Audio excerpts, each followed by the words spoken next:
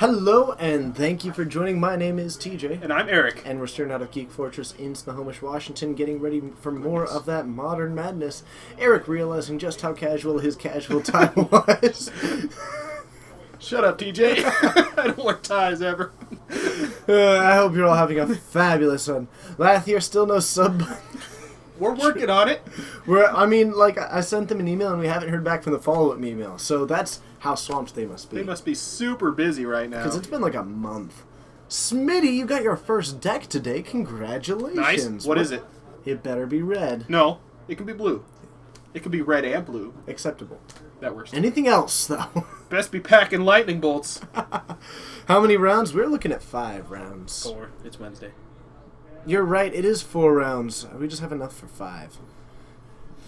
You're right. It is 4 rounds. Thank you for the catch there. Just trying to throw us some money. Hey, don't throw it right now. It's about to get real windy. It is. There's no way we'll be able to catch it. Blow away. It's red. That's fine. I mean, my first deck was red, too. So, got the big dragon on the front. I was like, boop. That must be where we get along. It is. That's probably it. Hope everyone is doing well tonight. There is, of course, a storm coming into the area, so hopefully we'll be... Well, look at that. Triggered in Spanish. Well, bummer. Now you know. Sub-button's an urban legend. Oh, man. But, yeah, it should be fun. Hopefully we won't lose internet or power or anything like that. Maybe everything It's not supposed to really hit until, like, tomorrow afternoon. Okay. Well, so it depends on where you live. They keep moving it forward, actually. Yeah, it was supposed to be this weekend, and I was supposed to be working this weekend. Now it's 2 storms. There's still a weekend one. Yeah, There's actually a worse one this weekend. Thanks, Smitty. Woo. What about me? I put a poorly tied tie on for you folks. Anyone who knows me knows I don't wear ties. So. I know you. You watched me tie this thing. I know. Second try, I got it. We're good. Oh, man. No, it was solid. It was really good. But, yeah, it's going to be fun. We're going to have some Sweet Modern in the room.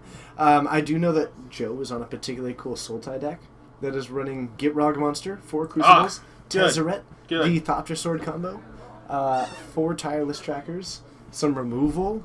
It's running some Filigree Familiar, I believe. Good. It is it's running Lilion the Veil. It's running, hold on. Master of the Wild Hunt. It is just everywhere. That's a deck right there. It's everywhere. H-Dog, it's good to see you. It's not a Windsor. He's a Windsor. Me. It's a 4 in hand. I don't know. It's the really easy one that's 1 loop. Learned to tie it in junior high. Never change from this. Why would I? I'm such a casual guy. I need a casual tie.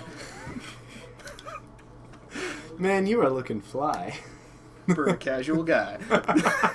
Smitty, ask your question. We'll happily answer. Fire away. I might answer, even if it's just for TJ. I'm titanium, so fire away. Fire away. All right. Thank you, Lone Wolf. I appreciate it. It's going to be all good. Sweet. I know that Infect is out there. Mm-hmm. Michael is back with Death and Taxes. Oh, goody. We're running Thought Not Seers in it. Nice. What's the best red card? Lightning Bolt. I mean, that's Blood Moon. Lightning Bolt. Lightning Bolt's first, Blood Moon second. Tybalt. No. Not actually, no. But yes, you're new enough that I'm not actually gonna say. But yeah, Lightning Bolt. Depends what you're trying to do. Lightning Bolt's pretty good. It can win a game. I won last week a game. The guy fetched shock down to 9, and in my upkeep, I'm like 3 Lightning Bolts. Goblin Welder. Goblin Guide. Goblin Guide is really good. Goblin Welder is very, very good. Piankir Nalar is really solid. Electrolyze. Cathartic Reunion. Electrolyze draws a card. It is a red It does, in fact, draw cards, but... It's pretty good. It's really... Yeah, it's decent. It's plus. It's plus. It's 2 damage to anything. Yep. New Chandra. New Chandra. Straight gas. Love me, New Chandra. Yep. Go to our Twitters and find my list of Blue Moon with New Chandras in it. Lone Wolf, it's surgical protection, and in the absolute deepest realms, it also can protect against Meddling Mage. But you run both so that they don't get surgicaled, so that they don't say to where you can't cast cards of a certain name. Also, well, yes, one of them does things, the other doesn't. One of them is better one? than the other. Yes. It's normally it's two Red of one. Blast. Is that the one where you can target a card that isn't blue? I and it will believe. only Yeah, do, you run two of that and one of the other, usually. So you still have one if someone surgicals, and you're like, ha, sucker! Yep. I pity the fool! All right. I'm gonna just Mr. T quote all night. Do I think it's a good idea to make a Soul Tie Reanimator for Modern? I think everything is a good idea. Why not try it? What's the worst that could happen? I throw decks together all the time. Mm-hmm. Blue's the best color in Legacy. 8 copies of Wreck Blue card. You don't run 8. You don't run all 8, Rabid Goat. And it looks like the first round is up, so go find us a match. I'll be right back. Excellent. Is anyone playing Eggs tonight? You say that, Panda. And you know what? If David's out there, he might be, but he's actually been working on putting together Eggs. So David might be in the room with Eggs, maybe tonight, maybe another night, so we'll see. How good is the Goblin War Buggy? Gosh. Do you mean Goblin War Chariot? Or do you... I'm not entirely sure what you mean. Or is there actually a card that says... that's called Buggy? Hold on. There is Goblin War Buggy. How good is it? Not great.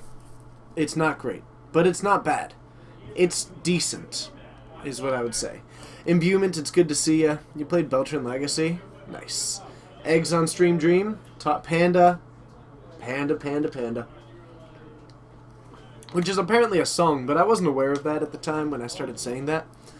Hello, everybody who is joining. It's going to be a fun night tonight. 4 rounds of the sweetest Modern that can be seen. We got Spice for round 1. Tell me about this Spice. On the wall is Bryce. Okay. He's not bringing the Spice. Facing him is the one that I need first. Is Joe.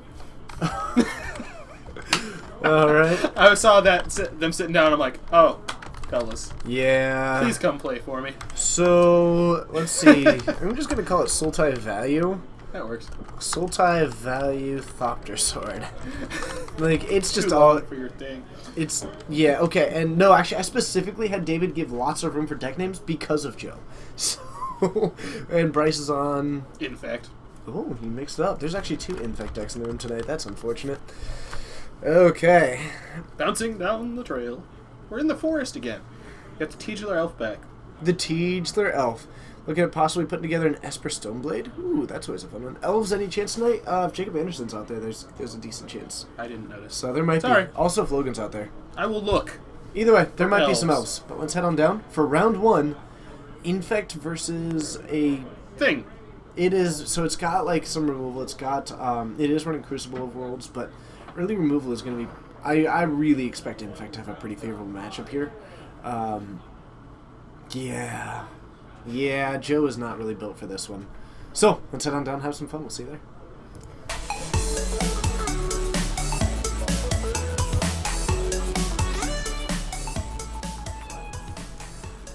There actually is some Madcap experiment shenanigans. I believe there's a Jund Madcap out there in the hands of Taylor. Oh, goody. Yeah, it's pretty sweet. See, told you. His whole deck name fit. By one character. Smitty, thank you very much. Thank you very much. And before this, you know what? Actually, like, Joe has got a little bit of capability, but will be interesting. Oh, they always play the fun police on camera? Yeah. Alright, so we've got, who is that? Oh, a Viridian Corruptor and 2 Lance. Oh, but with an Inkmoth Nexus? That's a pretty quick keep, I think. Yeah, I think that's a keep. He's even got the probe to just, see what's up. Oh. Nice. Pay 2 life. Joe is working on putting together that, actually. Bryce is probably like... So, Ewit... The problem is that Joe has got nothing before turn 3. Yeah, Ewit, Tireless Tracker, it's gonna Liliana, be... Crucible. Yeah. They're all 3 drops.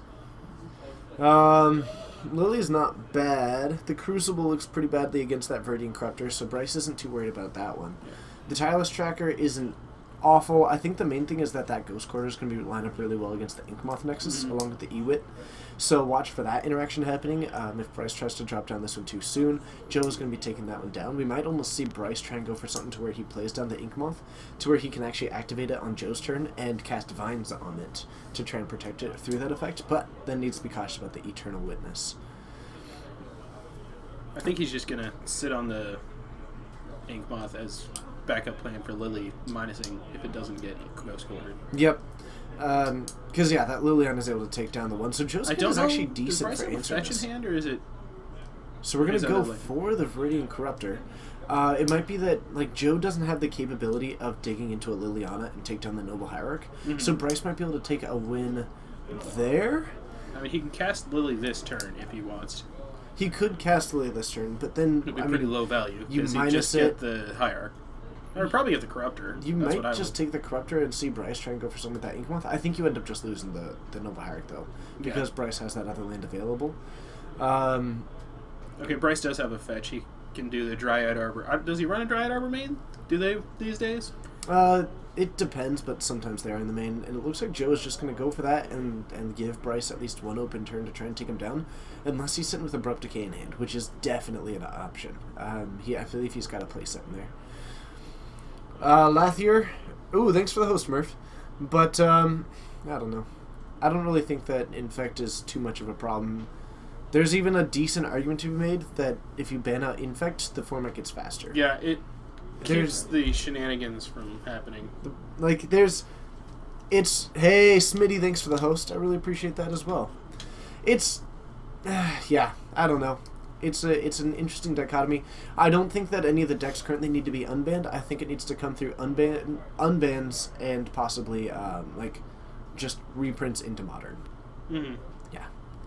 But personally, ban talks always never really go anywhere. So down to 15 on Bryce's side. What's he got? I mean, you go for the breeding pool just so you can always cast anything that you need. But what do you think his play is? Well, he's got a Might of Okrosa in hand, correct? Mm-hmm. I don't know about any other pump spells. He's got the... Ooh, actually, he's got a kill. With the Vines of Astwood and the Might of Okrosa. With the higher, yeah. So if he just reads that Joe doesn't have anything, if Joe has the Abrupt Decay, then he might blow out Bryce here. But if he doesn't have exactly the Abrupt Decay, then Bryce is just going to take a win right here. Mm-hmm. In fact, Bryce has even got room for an additional pump spell outside of that. So, and I think he might have a Spell Pierce, though that doesn't work on the Abrupt Decay. So I think he switched for 3 Blossoming Defenses. Oh, he's got Blossoming Defense and Divines? So actually, I think he might have a win through the Abrupt Decay if as well. If he sequences correctly. If he goes for the Vines first. Yeah, there it is. And he's just going to pick him up. All right. There we go. A quick win from Infect with exactly 10 going through that Noble Hierarch. And Joe just not having the early enough removal to really handle that one. That Noble Hierarch ended up being fairly relevant because otherwise that Liliana would have had a lot of value to take that down. And, I mean, how do you feel about if he had maybe gone for that? The win was on the board anyway. Mm-hmm. Actually, you know what? A minus on the Liliana may have disabled Bryce from being capable of doing that. He would have had that Inkmoth Nexus, but he wouldn't have had... Oh no, he would have had He wouldn't have had enough mana to do all of that. He also would not have had his Exalted Trigger if that's what he wanted to go for. It would have taken an extra turn. Yep. Or to use his Viridian Corruptor on it would have taken a little bit longer. Mm-hmm. Mm-hmm. Would it have? Viridian Corruptor's 2, isn't it? Yeah. Never mind. It actually would have been fine. Nope. Oh, we didn't start the timer, TJ. Yep. So actually, if he had sacked the Noble Hierarch, then he would have been fine. Okay. 44, 45. Perfect. 44, 45. I know. Thank you very much. Zodiac, go for it. I'll just hop on Affinity and never lose again. It's going to be awesome. Playing in Modern with no lightning bolts, so many things would happen. Mm-hmm. Oh, I'd play Nighthawks. I mean, and you'd still lose to Affinity. I'll just gain 2. That's true. That gaining 2 is pretty powerful. Infect also gets extreme. Insane. Yeah, ban Bolt all you want. I've got the decks that really excel into that. Okay, so Joe gonna be on the play. That's pretty decent, but he already was, and it didn't go that well. I think he's going to be looking to really go into some of the earlier interaction. Joe has a good amount of artifact pieces that are going for that early interaction, and that may not be great. I believe he might have a couple of Pithy Needles. Maybe he tries to go for naming Inkmoth Nexus there. Lightning Bolt does rock. It's the best card ever. And I can defend it. Otherwise, I mean, there's also the argument that the perfect start of like Thopter Foundry into Sword of the Meek is pretty good. He did that against me while we were playtesting. We were doing a fun game of playtesting actually, to where we it's both fine for blockers, but Bryce has a lot of unblockability. A lot of things to get through blockers. Yeah, absolutely. It was a lot of fun because Joe and I actually did a game before this where we sat across back to back at 2 different tables, and we just played games of Modern where we couldn't see each other's boards and had to memorize what the opponent's board was at all times. It was pretty fun. It was a lot of fun. It was good times.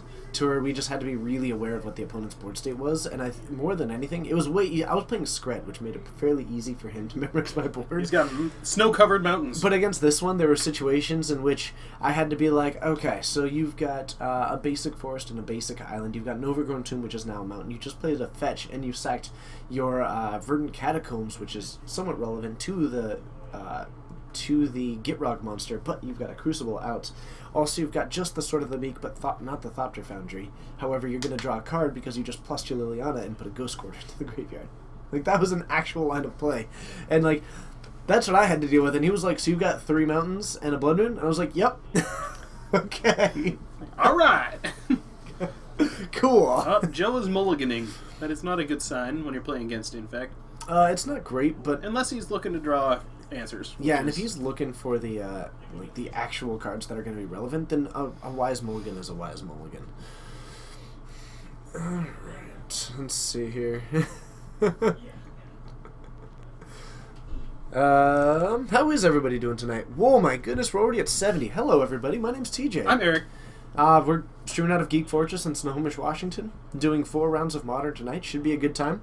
And no, we have not heard back from Twitch yet. At this point, I'm kind of... I don't know. I'm getting impatient because it's been like a month. Mm-hmm. But, like, do I call them? I've already sent 1 email, and I don't want to get, like, pesterful. Because if they haven't responded to that one, then obviously they're busy, like right? To the end of the week, and if they still haven't... I don't know. I kind of, like, do they have a phone number that you can call? I don't know these things. I assume somewhere someone at Twitch has a phone. Welcome to Twitch. Please hand in your cellular device. No phones! Which means that guy, by default, has all the phones, and you can call him. Tell a random number. You're likely to get lucky. Right? Like, I'm okay if the answer is no. I would really rather it be yes. But I'm okay with the answer is no. I just want to know what the answer is. And why the answer is what it is if it's no. I could even do with a response saying, yes, we got it, we haven't had time to review. That's even great. Tezzeret, yes. So he's got the Thopter Foundry, 3 lands, Foundry, Tezzeret. Well, you know what, on the bright side, this really means that Joe is going to be able to gain some life later on. That matters nothing at all in this matchup. You can gain all the life you want. And a Glistener Elf means that Bryce is looking really... All about that action, boss. This is looking real bad for Joe. Unless he drew an Abrupt Decay. Yeah, we'll see. Stranger, it's good seeing you. Tezzeret still being in. Honestly, it's probably just to find the artifacts if it gets that late. We're going to put in a Thopter Foundry. Do you sack it to itself? Oh. What? It does say another non-token, I believe. No, you can sack it to itself. Okay, but, funniest stream ever. Ooh, that's high praise. I'm not really sure if we've hit that before. Sacrifice a non-token artifact. You can do it. You know what? You're right. I'd love to see him go for the trick play there. I mean, he doesn't have it right now. He can't do it. But, you know, next turn. I'd love to see the trick play. Oh, man. I don't want this Thopter Foundry. Just give me a Thopter. Yep. But Thopter Foundry, half of the combo. And are we just going for 1 Infect? Nice. Get him. Sometimes you gotta get him. That's just, you know? So it looks like Bryce really may have slowed down his game plan. He's going for a fairly... no, he's got a Viridian Corruptor and a Blighted Agent in hand. Well, the Viridian Corruptor is about to make Joe sad. I wouldn't even say that it's going to make him sad. It's coming down next turn, and honestly, Joe's not even that worried about it. No, he's just going to, alright, I'll sack this in response. Yeah. Make a dude. And, that's mana that Bryce isn't using on pump spells. He's probably going to put down this Blighted Agent, too, so I think if Joe has anything like a Drown in Sorrow... look at life totals, Joe's winning. That's not a bad point. It's not a good point by any means, but it's not bad.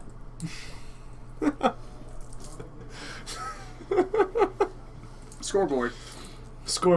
Gotta get him. And we've got a Blind Agent. Bryce is just going for it. I mean, he's got... he just natural drew the Sword of the Meek. Not that good against the Blighted Agent, so if he's got...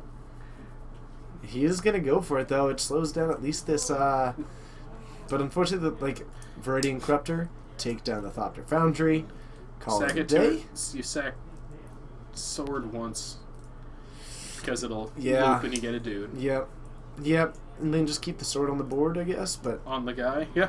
Like, your On the Bryce's blue hand Thopter. is just a protection spell and then creatures, I think. Oh, no, yeah. Sorry, it's also a Become Immense, and that's not bad. No, Become Immense I've heard is decent. Yeah, I actually heard that, who was it? I can't recall who it was, but I remember that they had a beard. So, we're going to swing for 2. You're so descriptive, TJ.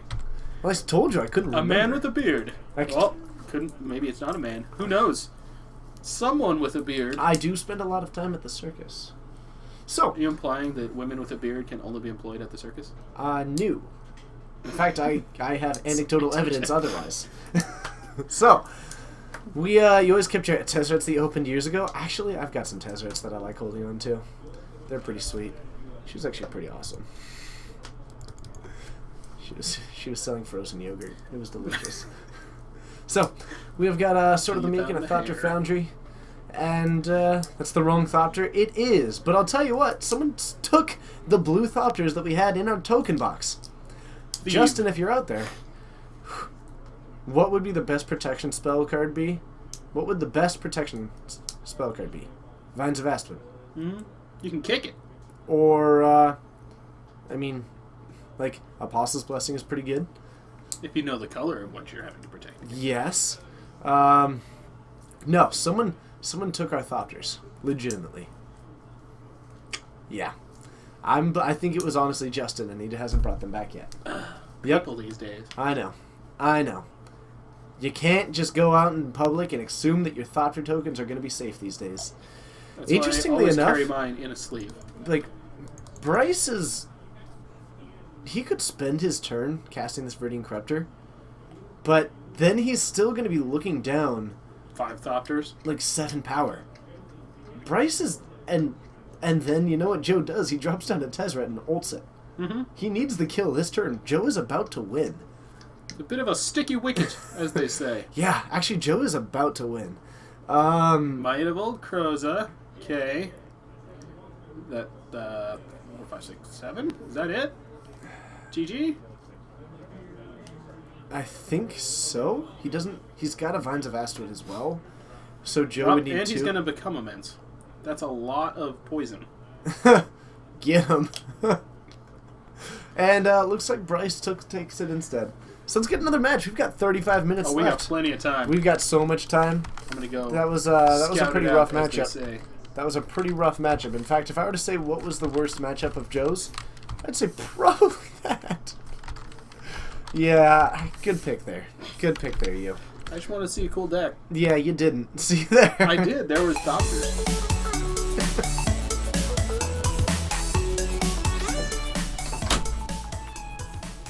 Hello, and thank you for joining. It's good having you. Joe's list is pretty sweet. We're going to find another match for you, and hopefully we can maybe try and get that deck list on a little bit later when it's up against something that might be a little bit more in its realm. My name is TJ. I'm joined tonight by Eric of the Donaldson Brothers as we get ready for 4 rounds of Modern. We're only a little bit past the first one. If you haven't yet, be sure to hit that follow button because we do this 4 times a week. Ivanko, thank you so much for hitting that follow button. We're gonna get more. We're gonna get more matches for you. It's gonna be a pretty good time. Imagine 8 Moon is pretty bad. Man, Blood Moon is the coolest card ever.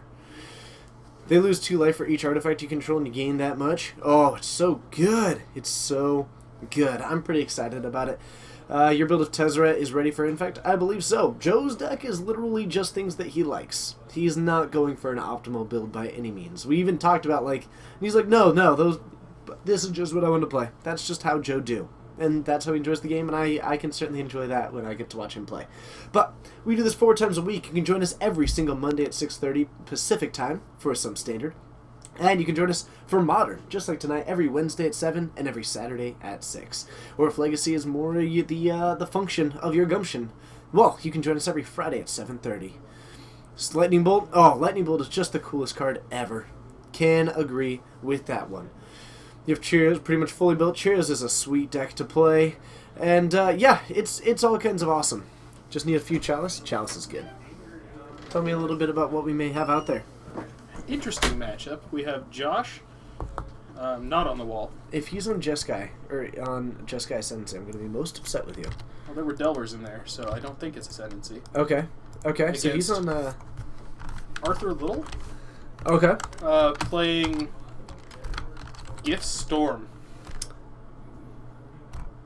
Okay. So this You heard me, folks! This is Gifts Blue Red Ungiven, Delver Empty the Warrens. versus Gift Storm. I really like Gift Storm, actually. I really like it when I'm playing Burn, too. But Gift Storm is just such a cool deck. Man. Yeah, I think that's going to be pretty sweet. So Gift Storm has a lot of power. It goes for basic gifts at the end step, and it just grabs whatever they need. Sometimes it'll go for a couple of cantrips. Sometimes it'll, In this game too, right? Sometimes it will, Josh got game one. Yeah, the counter magic I'm sure got there. You can also just go for like the various storm spells that you need. You can even grab actually your what's the word that I'm looking for here? Hold on.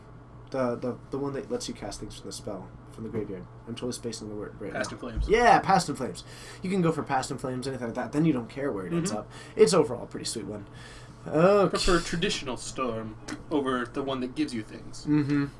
Alright. Scarlet's Bud? Yeah, Invigorate is insanely good. There we go. But it's going to be pretty fun. Let's head on down for Game 2. Storm going to be on the play.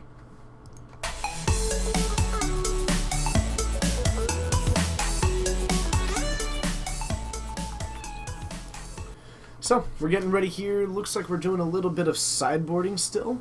Out of Josh, I'm expecting more counter magic to come in if possible. Possibly, you might keep in some of the things that allow pressure, like the lightning bolt, things like that. But anything that's just pointing towards creatures, probably not. And I do see Josh actually having brought in a cage. So, Grafdigger's Cage and a Surgical Extraction, and there is some Graveyard Hate, which is pretty good against this. Let's see. We've also got Ascension instead of Gifts. Ascension is fun. Ascension is pretty fun.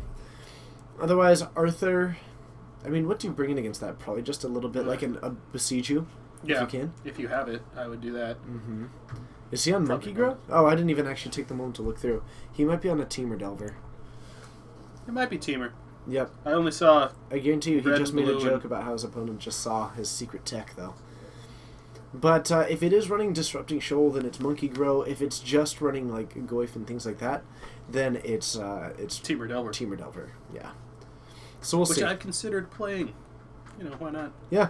So we'll... If I see a green card, then... oh, actually, you know what? He's actually previously just been on running a green source for Ancient Grudge. So it may not even be Teamer. He has it very much in the past. No. It's Teamer. It is Teamer. Interesting. I can totally get behind that one. Teamer's sweet. So, let's see what we can get. I'm seeing a couple of lands, and do we just go for Assume Visions turn 1 for Arthur? Okay, so this is... I'm honestly just going to keep it Teamer Delver, though, because I don't want to spend the entire match explaining what Monkey Grow means. Okay. No, I mean Teamer. It's an established thing. Not the debate I'm going to get into right now. If this was Legacy, I'd call it Rug, because that existed before. Still not the debate I'm going to get into right now. So, Serum Visions from Arthur to kick things off. Fetch Shock Visions. And not looking too awful, looking at both the Serum Visions and the Grape Shot. I think you just keep them both on top. There. Yeah. If there's a company player, we might, if Coleman's There in he the is. house. He's here playing it. Nice. Yeah, we'll see what we can get. And a Serum Visions from Josh. He's also a very good company player, so that would be a good one. So, I do see Serum Visions. I like the Is It Staticaster as a way to really prevent the Empty the Warrens. Yeah, that's going to be pretty sweet. It's always fun when they think they got you with the Empty the Warrens. They're like, you didn't expect that. It's like... Yeah, and watch for Josh to keep that in hand for a good part of this one. Oh yeah, it's just going to sit there. The only problem is that he does need to answer this Grape Shot out of Arthur's hand, though he hasn't quite gotten close to going off yet, and he is going to have to establish something pretty early on. Josh, he knows he has to play around the Staticaster. So. He does know about the Staticaster now. Well, Josh, this next turn should probably Well, he's probably just going to fetch for a green source, play Goyf, and just have a clock. Probably. I mean, you've got sorcery, land, and it's going to start off as a 2/3, but I could easily see it getting a little bit bigger as this game goes forward, especially with Arthur's deck. And so a decent clock, if you can get it even up to a 3/4, anything like that, I mean, that really reduces the amount of time that Arthur has to enable their game plan. And in the center of the field, an island. Ton, that's awesome. Dredge is a sweet deck. It's very cool. Dredge got really powerful all of a sudden. Dredge did get real powerful. It got D+. It got D+. How is everybody out there doing tonight? If you haven't yet, be sure to hit that follow button. It's going to be all kinds of sweet. Josh has some troubles. Oh yeah, Josh is running a lot of lands right now. Kept the hand probably purely for the Is It Staticaster and the Tarmogoyf. Yeah. Just, I've got pressure. I mean, if you have a Serum Visions, lands, Staticaster, or Tarmogoyf, I'd keep that as a Temur Delver player. Mm-hmm. And a Sleight of Hand, so that actually is going to... That's a sorcery, isn't it? Yes. Yeah. So still keeping it as a 2/3 Goyf. Yeah. Prized Amalgam? Prized Amalgam is pretty good. Thanks, Smitty. I appreciate that. Ooh. Oh. Nice. Looks like we are going for all of it. All the Sleight of Hands. And Josh is going to draw here. Gets to take a look at Arthur's hand. We've got Grape Shot, Serum Visions, Double Manamorphose, 2 Rituals. That's a pretty good hand. That's a really good hand. I mean, you can even go Ritual into Manamorphose for a blue source, cast the Serum Visions with a Ritual up, and you're still at Storm Count 5 plus whatever you drew. And that's, I don't know, honestly, I might even just still hold off on it a little bit, because right now, if Josh... Yeah, I'd wait at least a turn. Like, a Spell Pierce really shuts that down pretty quickly. Yeah. Any piles of, you'd rather... Oh, piles of sick. Got it. Any sick piles. He just put Lightning Bolt on the bottom. Bad plays. So, Serum Visions... Does he have a counter in his hand? I think I do see a counter. They're blue cards, which I assume is a counter. Yeah, a or else he would have cast, cast, Spell Pierce, would be really good. Delver. That is a Spell Snare and a Mana Leak. Yeah, so he's got That's pretty good. Mana up for a snare That's a couple of turns of disabling Arthur, and even if you're able to take down... If I'm Arthur, I'm going to cantrip first before going I think I'd actually go Ritual first, and that way you have all the extra mana to where you can make the blue mana and start going for both the Serum Visions and still have plenty of red mana. But it is a little bit iffy. It just means that you do the 2 cantrips, but then you're stuck with only red mana as you start accelerating into more things. So, and it looks like Josh is letting this one resolve. I would have countered this. This is what you want to counter. Unless, actually, you just take down this Ritual. Still okay with it. Pretty thrown off at the moment. Are we going to counter the first Manamorphose? I mean, it costs 2, so he's just going to use all the mana. But I think you just cast the other Manamorphose. Yeah. I don't know. I think Josh may have held off a little bit too late there. I think the second Ritual may have been my go there, because then it gives Josh basically an entirely open turn to where he can play down this Delver. Or I don't think he has one. But... Make blue-red Serum Visions? Huh. I don't know. I really feel like the second Ritual might have been the go there. I mean, I would have just done it the first Ritual. That's definitely the safer one, but the second one is... Like, now they get another... Yep, blue-red, draw the card off Manamorphose. We got another Ritual, so actually he can cast one of those, no Manamorphose.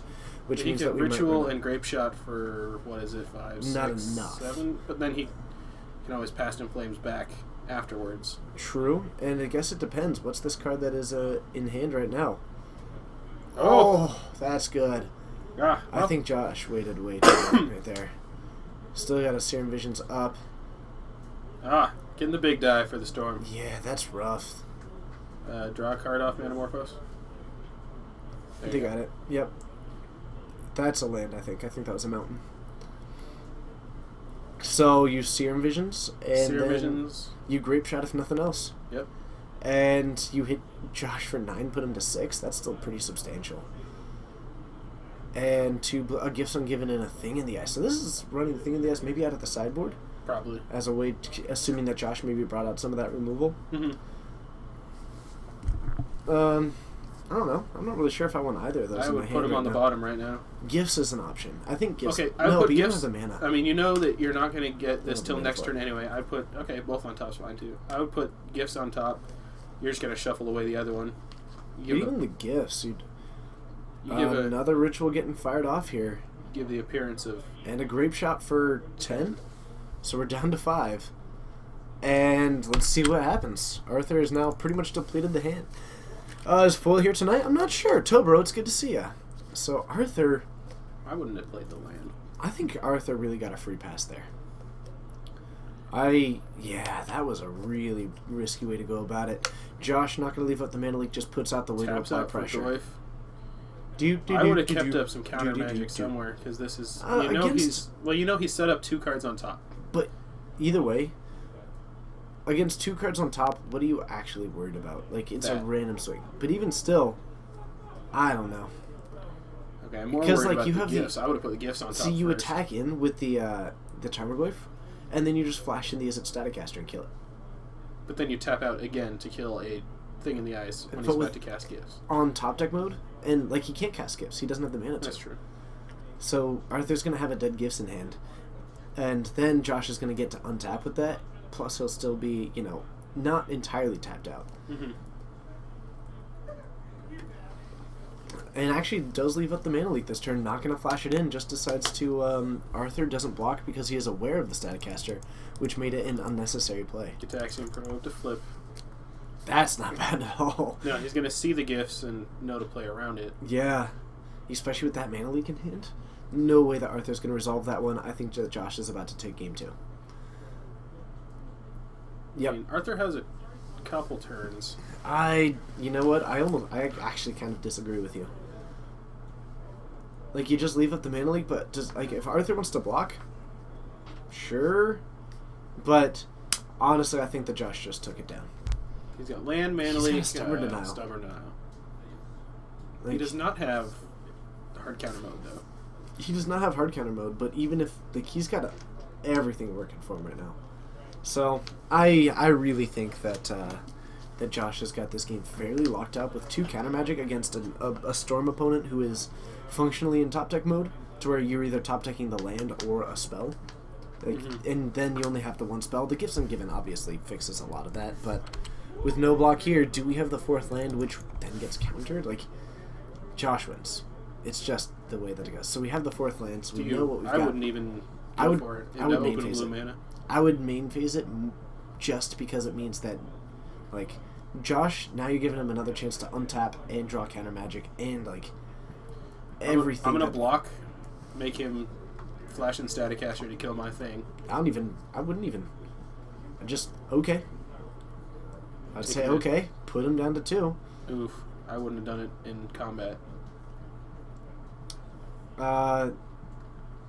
Pay an extra 1, and then put in a Staticaster and take it down. And that's it. Like, honestly, you don't even have to. I'd just even leave up the mana leak. Because you win next turn. Mana leak, let's clean this up. Yep. Nice here. So, I really think that that Serum Visions, he kept both of them on top. I'm not sure if I agree with that. But,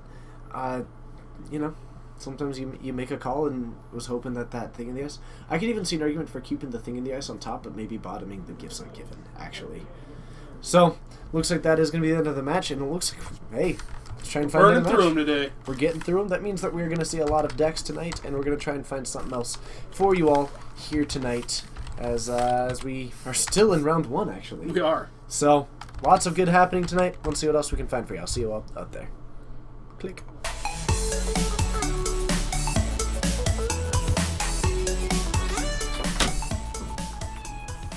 Hello and thank you for joining. My name's TJ and welcome to the Geek Fortress stream. I'm joined tonight by Eric. If you haven't yet, be sure to hit that follow button to all 142 of you.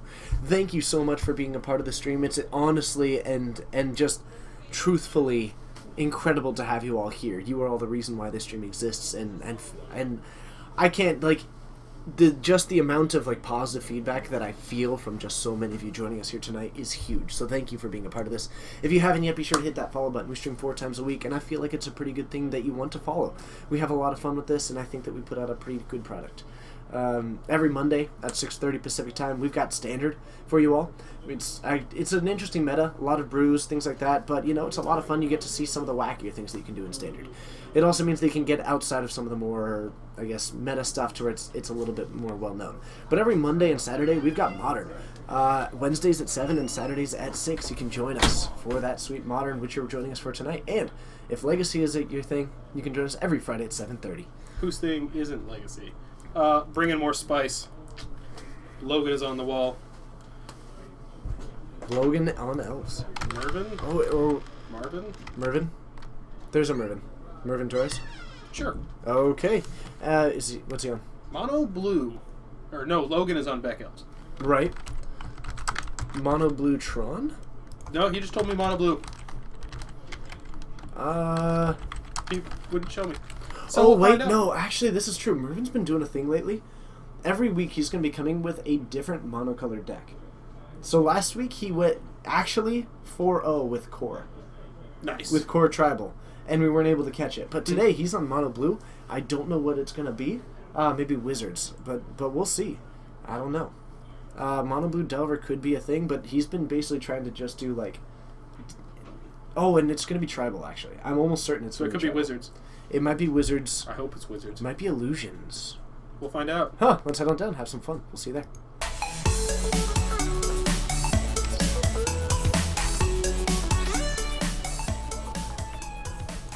Alright, and let's get ready. But we're going to find out if this is Game 3 or quite what it is. Could even be Game 2. Okay, this is Game 3. Dersk... Fish is like the one that's most obvious, but it also means that it's also the one that's least likely to be it. I think Mervin is trying to go off the beaten path with these decks. So I'm really curious to see what we can get out of this mono blue deck, but I'm fairly certain that he's trying to go for offbeat tribal. So I like it. I don't know. Fairies seems like a pretty decent option. Illusions is certainly an option. I want Wizards. Wizards would be pretty awesome. It would be incredible to see Wizards. I don't know what I would do with a Wizards tribal deck, but I would play it. Okay. What sleeve is it that Mervin's using? I don't know. I could not tell you. Could not tell you the things and the stuff. I gotta be honest with you all. I'm kind of scared. Green. Are you ordering stuff to the closet again? Yeah, I am. I keep forgetting to order to get dinner. Well, I see an island. And I think I saw a Snapcaster. Serum Visions. Cryptic Command. Is this just mono blue straight up control? I hope so. Oh my goodness. Would you like anything? I'm good. I ate before I came because I'm prepared. Oh. To provide wonderful commentary all night for these great folks. Oh man, look at you. You are prepared. I didn't see a click in there. And isn't a click a wizard? Click it. No, I think they're just arguing that those are wizards for their wizard tribal. Oh, yeah, I was going to say. I thought they are wizards. I'm pretty curious to see what we're going to end up here. Like, I'm excited. I like crazy mono things and stuff. I kind of have to agree. Beck Elves, we do have the Eternal Witness. He's lacking one important thing. No, he's got one land. Okay. Yeah. We've got one land and a Heritage Druid, though, and that's pretty dismal. And a Nettle Sentinel. You could draw really, really well with that. I mean, I would draw land. Like a land off of the top into like another... It looks like we are going to go for the keep. Ooh. Let's see. Mono blue control with Iden Nowhere, Boomerang, Annex, and Menmark. Nice. I like your style. Let's see what I can... Ooh, maybe I should... Scarlet Spider, you're talking about the art behind us? How about the Beach I don't think Club? It's from an actual card. It's the Johnny Avon art from the stuff. Yes. I'm gonna go with the Beach Club. Up. Got a Forbidden Orchard into Nettle Sentinel. Very nice. Hoping for Mervin to have a shoal. That would be pretty Pro. fantastic. And Swan Song. Oh, that's just rough. giving him all the creatures. We're going for the attack for 2 next turn, but it's attacking into a spirit, so that's not that great. Man, I don't know. Retoad, it's great to see you. I actually don't know. It might be the art from Predict. I couldn't tell you. Could we get some Kamigawa backgrounds? I could look. The art from the land art from there is really good. Like the mountain art from then is so good. There's other art that's good in Kamigawa. It's so good. But there's not a lot from Kamigawa that I'm that excited about besides the art. Mm-hmm. I gotta agree. Serum Visions. Draw Scry. Mm-hmm. Okay. So, there we go. Nettle Sentinel, you are. Nettle Sentinel, you're the best. You're just awesome all the time. Otherwise, we've got a Wooded Foothills. Might almost just go for the attack for 2 now, so that you can like even force the chump block, so you don't give them too many resources.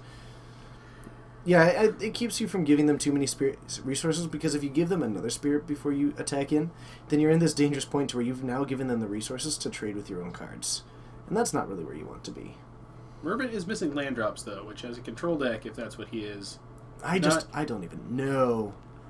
I mean, I assume he wants to run... Oh, he has land in hand, though. Interesting play. Huh. Sandbagging. Trick you. Huh. What's Unless... going on here? Oh, wait. I don't...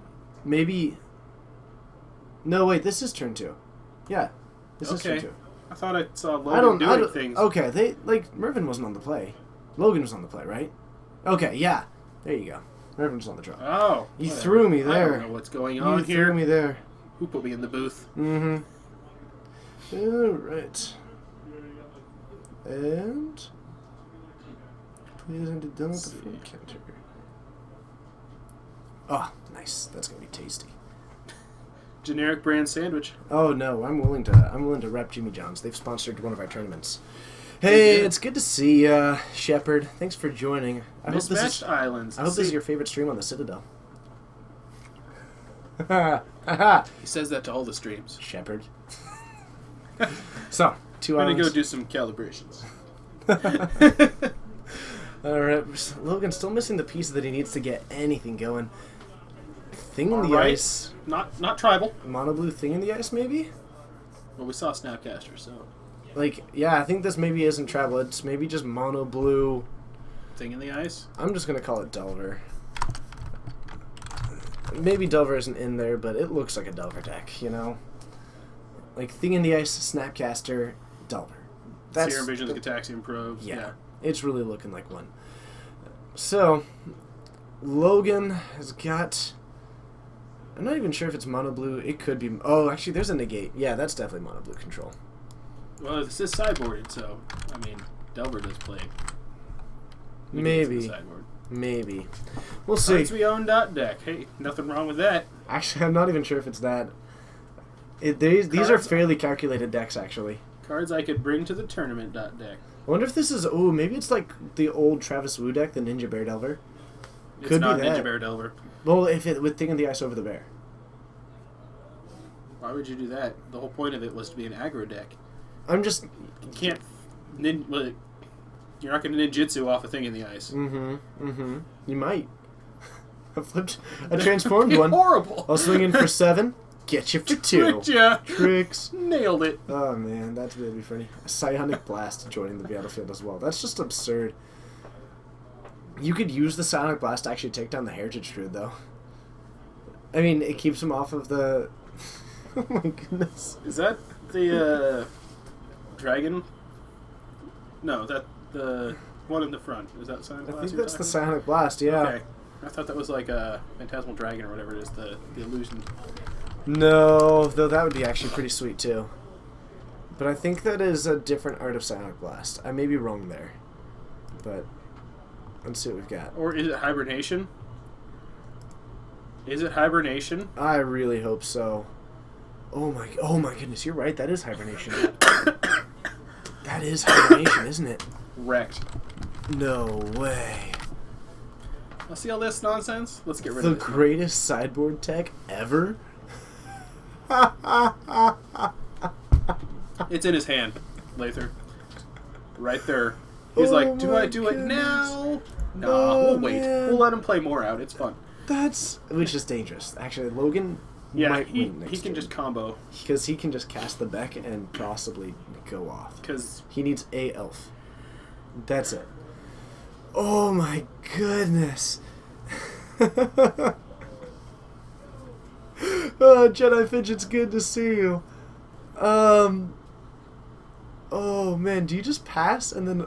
No, it looks like we're going to go for the Serum Visions. This is dangerous. no, he just Mentor he's Raid, letting him have a turn. I can never stop thanking you all for joining us. Needs to trigger the thing before resolving a spell. Yeah. I think they'll... I think at a regular REL, It's fine. it'll be gotten away with. You're If it wasn't correct, for those meddling technically. kids. Ah, man. Oh, and I guess just to do as a quick plug, if you haven't yet, be sure to follow me on Twitter at RedBaronMTG. If you want to find some other just absolutely sweet streams, you can also follow at MTGO Rogues. As a way to follow, you can find the Rogues Gallery, which is basically a bunch of smaller streamers trying to support each other and help give each other feedback and just, you know, help get the word out about each other. And it's just a Twitter account that'll let you know when we're all streaming. It's a good one to go to. There's actually some pretty awesome people in it. So, going for Beck. Based on this, I'm pretty sure Mervin didn't see this card last game. We also have 2 green, and Logan can float a mana and actually create a creature and draw a card off of that. Because it's whenever a creature enters the battlefield is when you get that ability. Which is pretty impressive, actually, if you ask me. Oh, man, how cool is that? That is just... So, whenever a creature enters the battlefield, you may draw a card. Disrupting Shoal? He has a negate in hand, which I probably use it now. I think that Negate is not a bad card for this moment. The Nettle will likely be untapping. I think he's just got that one on the stack or something. I'm sure he'll get there. I mean, technically, you can counter this spell with the Nettle Sentinel untapped. Or tapped.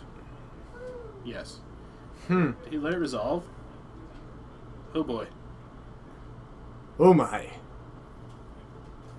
That's dangerous. That girl is dangerous. So dangerous. I want to figure it out. He's got also a flash freeze. Girl. A flash freeze as well. And a negate. Okay. And 2 mana. I'm quite puzzled by this. Ooh. He did miss the untap of the He Nettle did Sentinel miss from it, before. but it's now about to become untapped. Yeah. Are you... Okay, so we're going to flash freeze this one? Is all the green hate. Uh-huh. It does mean that that's actually going to disrupt Logan, and it gets the Elvish Visionary out, so that's actually not too bad. It did draw Logan a card, but Logan's going to have to pass it back. Now you hibernate this turn. Oh. Or do you just cast two honestly, spells and I think that attack you just... with your thing in the ice? I think that I would... Do you have 2 spells to cast? I mean... If I like maybe? have a Gitaxian Probe, I might go for the Hibernation and then just go jam in. What is that in his hand? That... Is a Torpor Orb. Yes, it is. A Torpor Orb would not be bad and hold up the Negate. Torpor Orb holding up Negate, and then you can Torpor next just turn cost Hibernation and Passion. Torpor costs 1 or 2? Torpor costs 2. Okay. Yeah, you can't do that and Hibernation. Interesting. Really excited there for a moment. No, that would be very, very good. Mm. That would certainly be good. But not that good.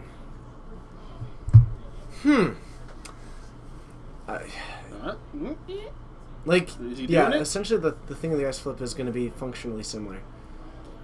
So I'm not really sure how I feel about the hibernation right now because you can't really take advantage of it. I think I'd rather just let it flip naturally, drop out a torpor orb, hold up this mana leak. Mm-hmm. It's slightly dangerous, but like he would have to go reclamation stage into kill you again, which is unlikely. But He it looks could like we're going snap for G it. probe and negate the G probe to Yes. flip if he really wanted to, Really which is a wanted line that does exist. Do we have a 1 mana spell to flip this? Because otherwise, an attack for 2. Attacking for 2. I don't know. I guess you actually like you get to untap, and then if Logan plays out anything else, you get to basically do hibernation Do it again. Yeah. So that's All the bounce, all the time. yeah, that's not bad at all. Hibernation sweeping away Logan's board like He's just gonna play all 3 back like out. a plate of crisps. that you left on the sofa. Uh-oh, someone's knocking on That's our actually door. probably... Thank you. I appreciate it. Thank you. I You're appreciate it. welcome. How delightful. I got sweetened iced tea. That was freaky fast. It was freaky fast, actually. How exciting. That teacher's going to make me do the talking while he eats. It'll be fun for all of us involved. No, I'll eat fast. I'll eat fast. And he'll choke and die, and you have to watch it. So, we have a Curio out. And with But no he's- Torpor Orb on the battlefield. Tapped out currently? Tapped out currently, but...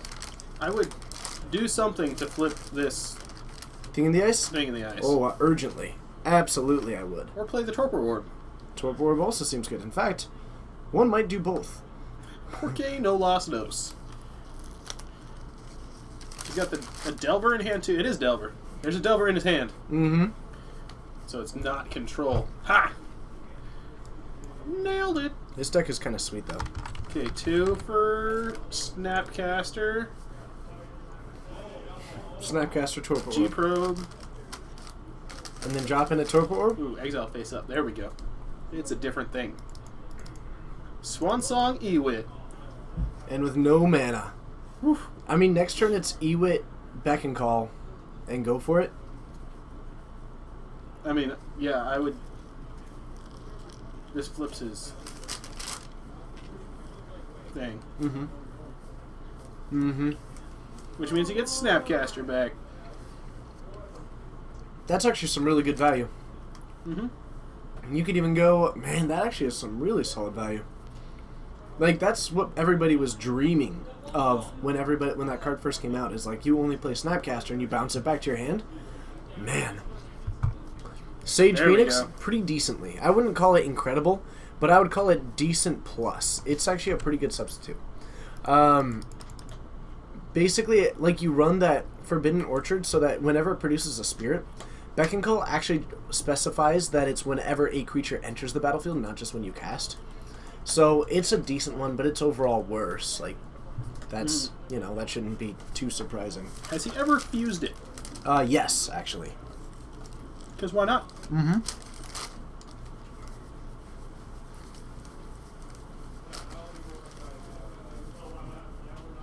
And now he's playing back Elves. Tapping the Forbidden Orchard gets a spirit. I didn't realize that's what you said. You wouldn't eat fast there, TJ. You're still, like, Dead Space is bad. No dead air. Dead Space is a great game. I know what you're talking about. That's at least not dead air.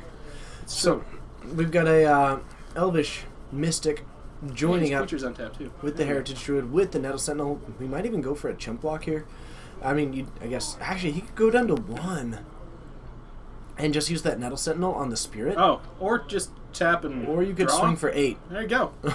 All right. Mono Blue Delver takes round 1.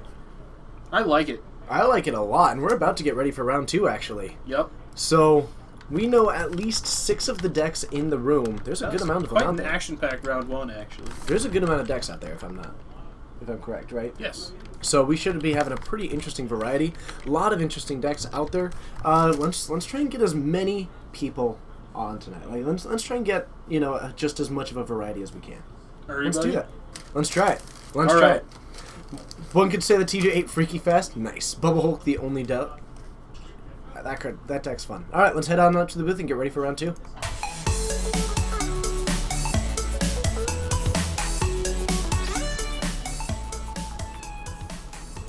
Hello, and thank you for joining. We are now just beginning turns for any matches that are still going, so we are going to get ready for round 2 here. If you haven't yet, be sure to hit that follow button.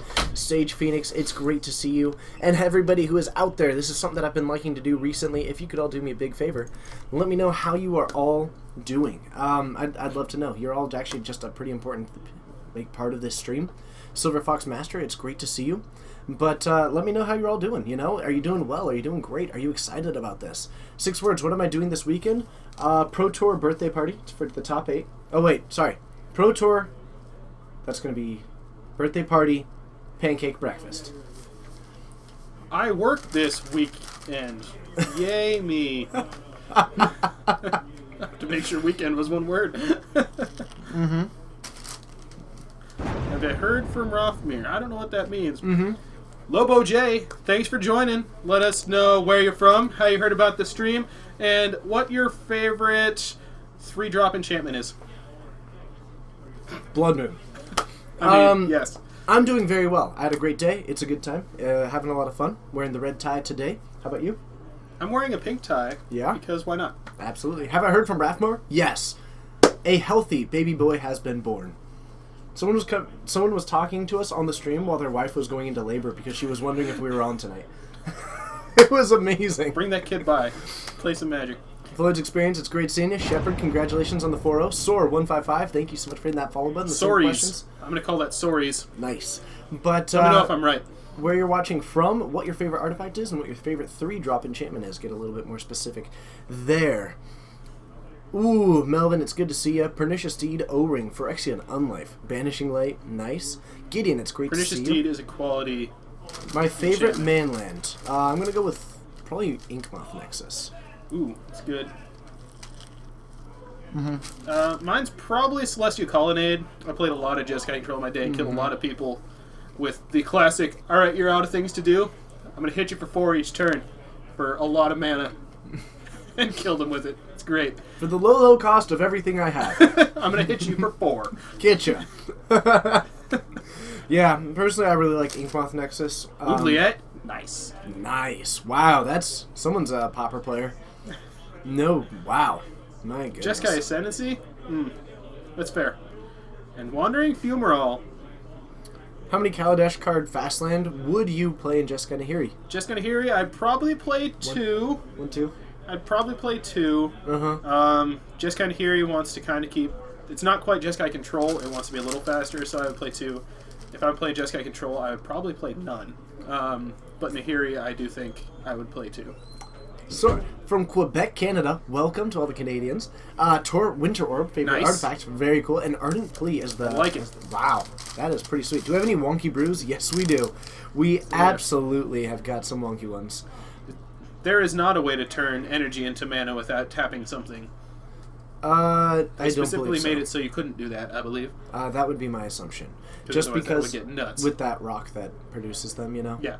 Yeah, absolutely. You probably cut the Sulfur Pulse? Yeah, I would cut Sulfur Falls. I'd probably run 1 Sulfur Falls and 2...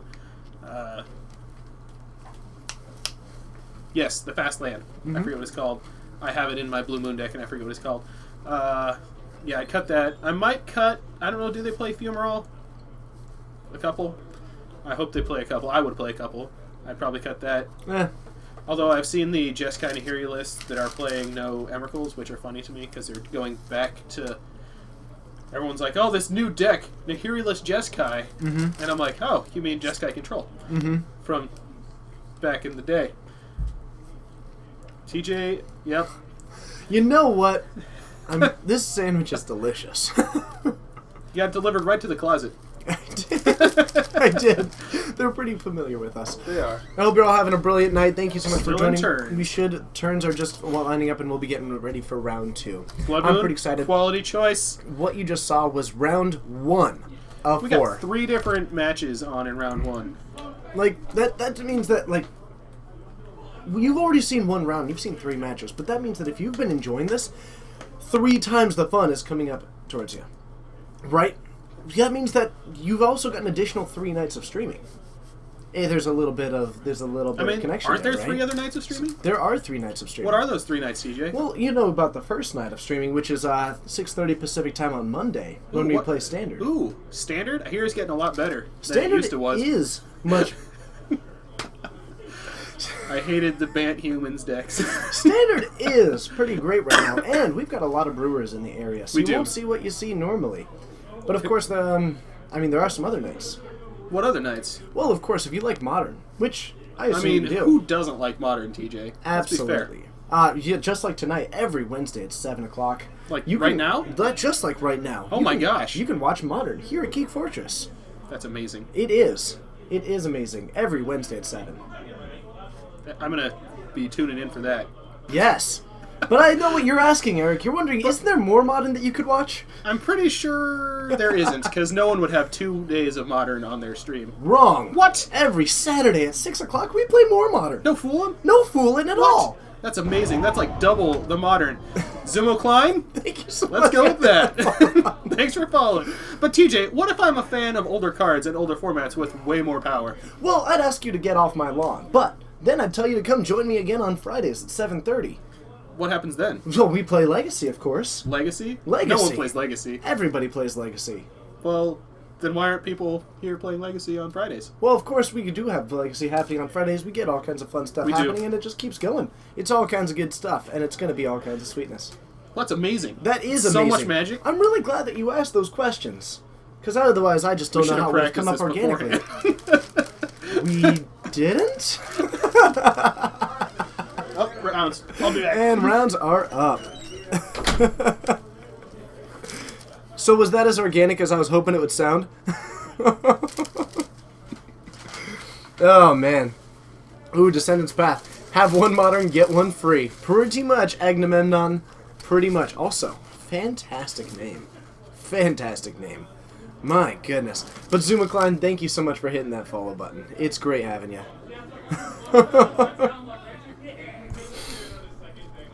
Oh, man. I feel like we're on a decent line. Are we on a decent delay, or is that just us? I don't know. Let's find out. We might be on it. So tell me a little bit about what we've got. Oh, we got Mason on the wall playing against Lewis, who's not on the wall. So we've got Death and Taxes up against Zoo? No, we have Infect versus Zoo. We're keeping the theme of the Fast Night going here. Lewis is... Oh, Lewis is... That's on my Infect. I was thinking Michael for some You've reason. loaned him the deck. I did. I did.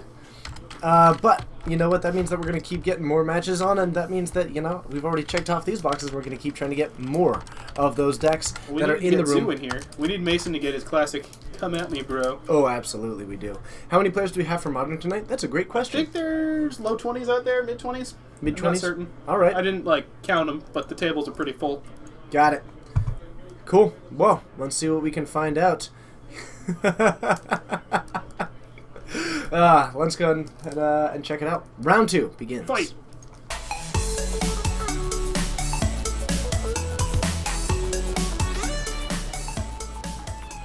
All right, we're going to get ready here. Tell me a little bit about your breakdown of this matchup. Breakdown of this matchup is gonna be if Lewis can land either a Blighted Agent or something that can give it pro, he can get through Mason's creatures. Mason needs to play his removal at sorcery speed to play around all the instant shenanigans that comes out of Infect. If Mason does that, I think he'll win.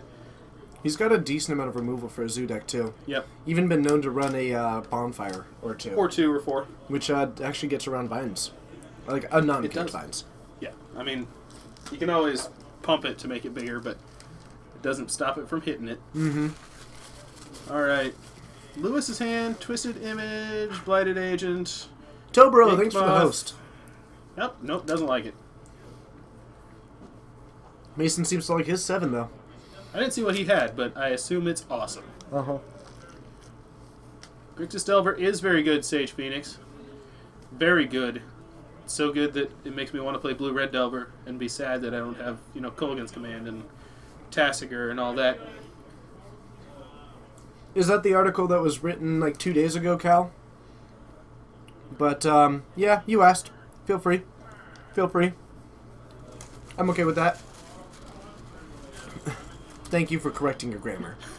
If you hadn't, we would have been like, oh, because Death Shadow Zoo is better. It's debatably better. Mason, what if Foothills fetch? No shock? Ooh. That is the exact article I was thinking of, Cal. Okay. I agree with some of it. I disagree with other parts of it. But I just agree that Infect shouldn't be banned. That I It helps agree. moderate the meta. Although that's what people said about Splinter Twin. So, You never know. Nakatl, turn 1. It's a 2/2. It is a 2-2. It's a proud 2-2, and Mason's at 17, but that's actually going to be a pretty solid game plan, and it gets in the way of a Glistener Elf exceedingly well. It does, but it doesn't get in the way of Anything Blighted else. Agent. I guess Viridian Corruptor, but... 2 paths. Voice, Curdape, land. Ah, That ain't bad. no. Oh, man, that's actually really fun. Mason gets to put down this voice, and then every time that he goes for a kill spell, if Lewis protects it, Mason gets to fuel up with more beaters. I like it. That's actually really awesome. Turn 1 Pendelhaven into Hierarch. Mm-hmm. Interesting. I like this. Drop down that voice. Swing for Huh. fetch before damage. Make it bigger. I would expect so. Man, that's actually pretty sweet. I like that a lot. Would you path the Hierarch? Mm-hmm. That is my question to you, TJ. Would you path the Hierarch? No. Yes. It feels ridiculous to path the Hierarch. It does, but it gets rid of Exalted. It does get rid of Exalted, but when I could instead be casting a Voice of Resurgence, I'd rather do that. I think he's casting that other card, which is Another a Wilder Necotl. Uh-huh. Nope, Curd 8.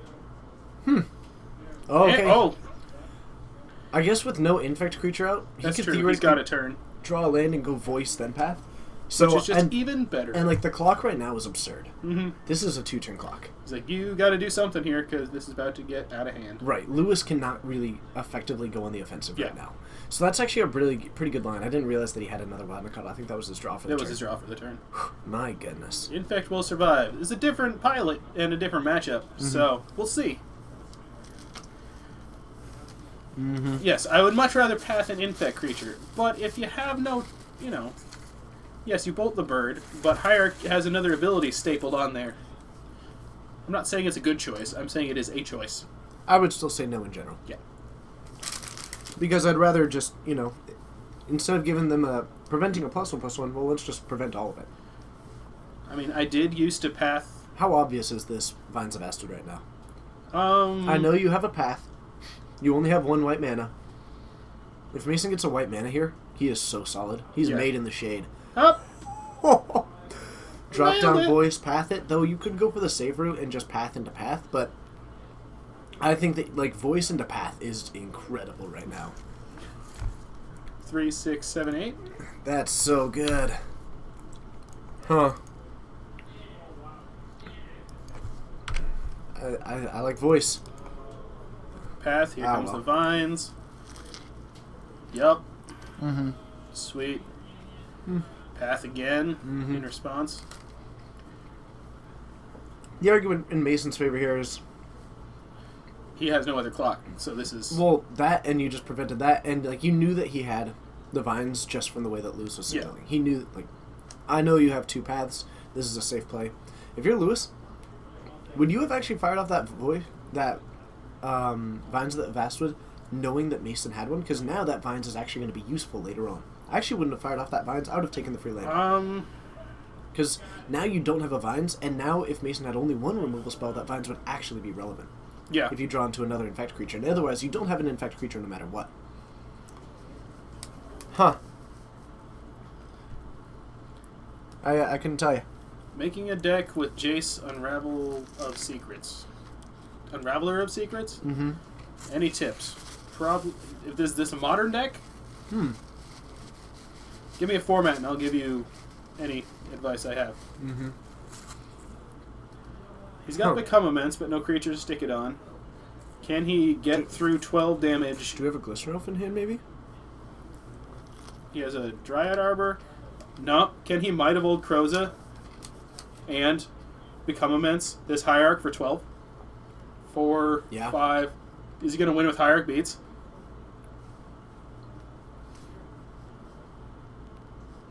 Yes. Yes, he is. I think he sees the line. He's got to do the line. Mm-hmm. Does he have? He doesn't have enough to become immense and do that. Mm-hmm. He does. Yep. You're nodding your head in agreement. The Might of Old Kroza gets you the 4th one that you need. That's true. Yeah. Oh my goodness gracious!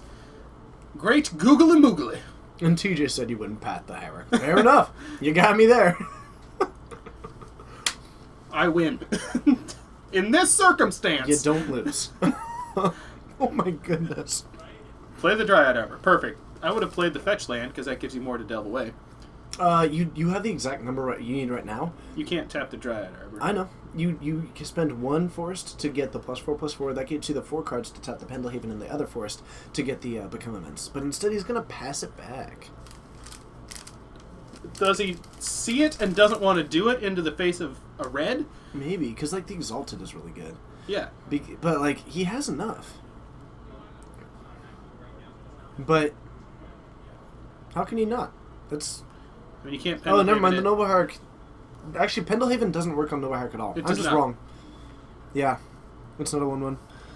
Uh-huh. I'm being dumb. 7, 8, 9, 10, 11. Mm-hmm. Yeah, Mhm. Exalted, it would have... It would have been 11. No, Exalted is 12. No, because it's a 0-1. It's not a 1-1. 4, Yeah, we were doing the same math. 10, 11. Okay. Yeah, we were doing the same bad math. Huh. Oh, I know what it works on. Trust me. I played against a lot of Infect in my day. Pendlehaven's a weird card. I'll give it that. But once you know the rules, it's really easy to blow out people who don't know the rules. It's fun. I'll like to make about Pendlehaven. Great. I'll make you use a pump spell. My Pendlehaven resolves. No. No. Nice try there, buddy. Mm-hmm. Nice try. Hey, basic arithmetic is hard when you don't know what numbers actually are. Both teams played hard. It's true. It is true.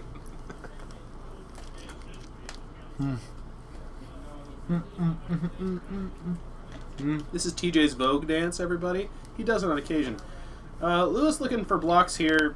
Dryad Arbor's probably going in front of Nicodle, and Hierarch in front of the other Nicodle. Take 2, go to 4. It's going to be bad beats for everybody. Just blocking I one think thing. we're going to 1. Okay. 1 is not none.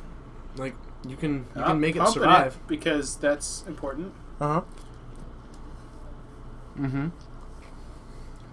Might Will Croza. He really wants it to survive. Yeah. Okay.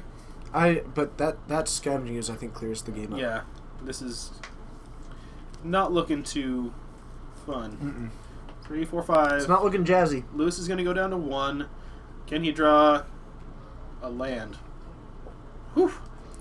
Don't think that's what he wanted. Moondrius, it's great to see you. I hope you're having a good evening. Or a day. Whichever it is. I'm chomping down on this sandwich, which I Going only to intended town. to eat half of. Well, you didn't stop there. You heathen. Mm-mm. So, if Lewis become immenses, he doesn't... This is just tough here because he doesn't have a free attack like he did last turn. Whew. Yep, scooping it up. Alright, game 2. Mason takes it. Would the, interesting. Would things have been different if Mason still had another path in hand, but Lewis had a vines in hand? I think yes. Yes, Lewis would have won. I think so. Because he could have used the vines on the Hierarch. Yep. Though Mason would have had a path up at the time, he could have tried to bait out the path. But Mason could have noticed that it was only a swing for 11. Coulda. So, All irrelevant. I don't know, because Mason still would have had that other path up. Malira in this matchup? Very good. Yes. I don't know that Mason has Malira. Malara's not bad. Does he have Malira? I don't think so, but knowing Mason, I never know. That's true. He could have whatever. He could even have a boat. I can put a crew vehicle in there just for fun. Are you dripping tea everywhere? No, I'm dripping condensation. It's on the outside. It's on the outside of the window. You idiot. It's condensation. Oh, man. Alright, so we're going to head into this game 2. Mason taking that one down, and I have now satisfied my hunger. Thank you, everybody, for bearing with me there. And hello as we approach. Thank you. Especially to my fabulous co-host, Eric, who really picked up the brunt of the talking, which is something that normally I do a lot of. I mean, very few people talk as much as you do. Thank you. I really appreciate you And I saying will that. say it's harder to talk alone than if someone else is here and I can just talk to them. It is tricky. Not that you all aren't here with me in my heart, but it's harder to get, reactions from you that aren't delayed by, 8 seconds. Or whatever. Yeah, and it's certainly something that I've gotten a little bit used to the solo casting. I'm pretty excited, though, because as I was saying before, that Rogues Gallery group, I think I might start bringing some of them in to do the co-hosting when we don't have one available.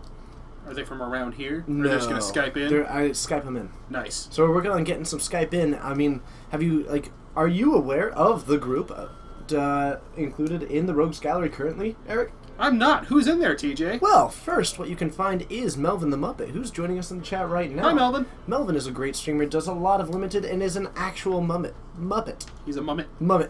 An actual Muppet. Pretty awesome. Very cool. The literal Blue Mage, they call him. I like it. But, of course, there are some other people. There's also Jamie Topples, the cream of the cropples. She does also drafting during the weekdays. She'll do that during the day, actually. So if you have a little bit of an odd schedule, if you've got kind of that work that allows you to watch them, great stream to watch. She does a lot of cool stuff and does do that limited as well. You can also find Bolt Murph playing Infect, doing a lot of modern, and really playing a bunch of, basically just being a little bit of a modern specialist, definitely in the Infect range. But Murph does a lot of modern. You can also join Boot to the Head. Boot to Head is a brewer extreme, does it basically all the time, and you can send in your deck. Some Boot to the Head will give him a whirl. JDo30, thanks for joining. Tell us where you're from, how you found the stream, what your favorite three mana converted mana cost enchantment is. Hopefully it's something red, but, you do you. You do you. You can also join Z-Magic, another modern specialist who specializes in both burn and affinity. Ooh. Yes. Does after TJ's heart right there. I know. If modern's your thing, Z-Magic 94 is the way to go. You can also find Professor French, an odd guy with some odd decks and does some pretty cool stuff, but a pretty unique character who does a lot of fun dialogue. And, of course, it's always kind of fun to just see his cat kind of hanging out on a cat treadmill, which is pretty sweet. And then you've got Atomic Panda, who ends up playing basically a little bit of Magic, a little bit of everything else, but if there's one thing that I can say about Panda, it is that they have an incredible ability to create dialogue. It's honestly incredible. About that. Just watching the stream, you can just hear dialogue happening, and they create incredible, they do incredible storytelling just as they're doing whatever it is that they're doing. So it's actually, watch it for nothing other than that if you feel like it, because it's excellent. Did I get all of them? I feel like I got them all. Hopefully. I honestly don't remember everyone that's in there. Okay. Here's the sorcery speed TJ signed lightning bolt. Sometimes you gotta go for it. It's true. BFM, that's awesome. We actually have 2 cameras, so we can just get you both on the playmat and in here. 6 words. Describe how to tie a tie. Correctly. I mean, this way or this way. Mine takes far less words. A Glistener Elf joining up the backup here. Now we do have the Pendlehaven available. Jado from Winnipeg, Manitoba, Canada. Found us just browsing MTG streams on Twitch. Sulfuric Vortex. Nice. Classic. Thank you so much for joining us. It's great having you. You are a rock star. I look forward to seeing you more in the future. Whoa. Oh, man. There's a battle about to happen. Fight. Lord Arian, it's great to see you. Thank you for the message that you sent me on Twitch. I haven't had the chance to really dive into it yet, but I appreciate it. So, down to 14 that goes Mason. So Lewis has a Pendlehaven and another Glistener Elf here. He's got a Blighted Agent in hand. Creature Heavy Hands. Yeah. Which Creature Heavy Hands do not favor Infect in this matchup here. Mm-hmm. Gideon, are you actually asking? Because I can answer that. Or if you're kidding, then I won't. Okay. So, BFM is your second favorite 99.99 behind Endless One. Nice. But looks like behind that backup bolt lies a backup Glistener. Or behind that backup Glistener Elf lies a backup bolt. There you go. We wound it back. Nailed it second time. Absolutely. Sometimes you just got to do it. A take 2, if you will. Yep. Absolutely. The Pendlehaven not going to save it here, and I don't think that we have many pump spells. This is going to be a really good moment to define it. Do we have one of those cards that we're really looking for? Nope. No. Trouble for Lewis. Though he is able to drop in that Blind Agent. 12 lightning bolts that you want signed by TJ. Done. Send him to the store. Go to Geek Fortress Games. Send him to the store in a self-addressed, if you have an envelope inside, one of those ones, the self-addressed sealed envelope or whatever it is. Send an envelope with your address on it, and we'll send it back to you. Yep. Inside the other envelope you send. Yep. That way I can send them back to you. But yeah, just send it to the Geek Fortress with the attention to me, and I'll leave a little note if you have any requests on anything with them, and I'll make it happen. I'll do it. They would just go right in the box. Someday. There we go. Self-addressed and SASE, self-addressed sealed envelope. That's the one. So a Kitchen Fink's coming down. Nice bit of sideboard tech, something that's been pretty popular in Infect for a good amount of time. Yep. It's a resilient threat. It able, like, your opponent... I mean, Mason's at 14. This is... Functionally, basically, you just have to deal out 12 Infect right now because it's already a 3-2. And it's resilient, and it's going to be able to fight through a lot of it, and it gets you through some of that burn. Not a bad way to go about this, and we'll see. But if Mason's got the path, then that's just going to be, like, lame city. Huh. That's pretty beautiful, Jado. Love it. And a Rest in Peace coming down. This strikes me as a potential case of overboarding, but I think it's actually going to be effective. This seems like Mason may have been boarding for, like, the post board of Lewis.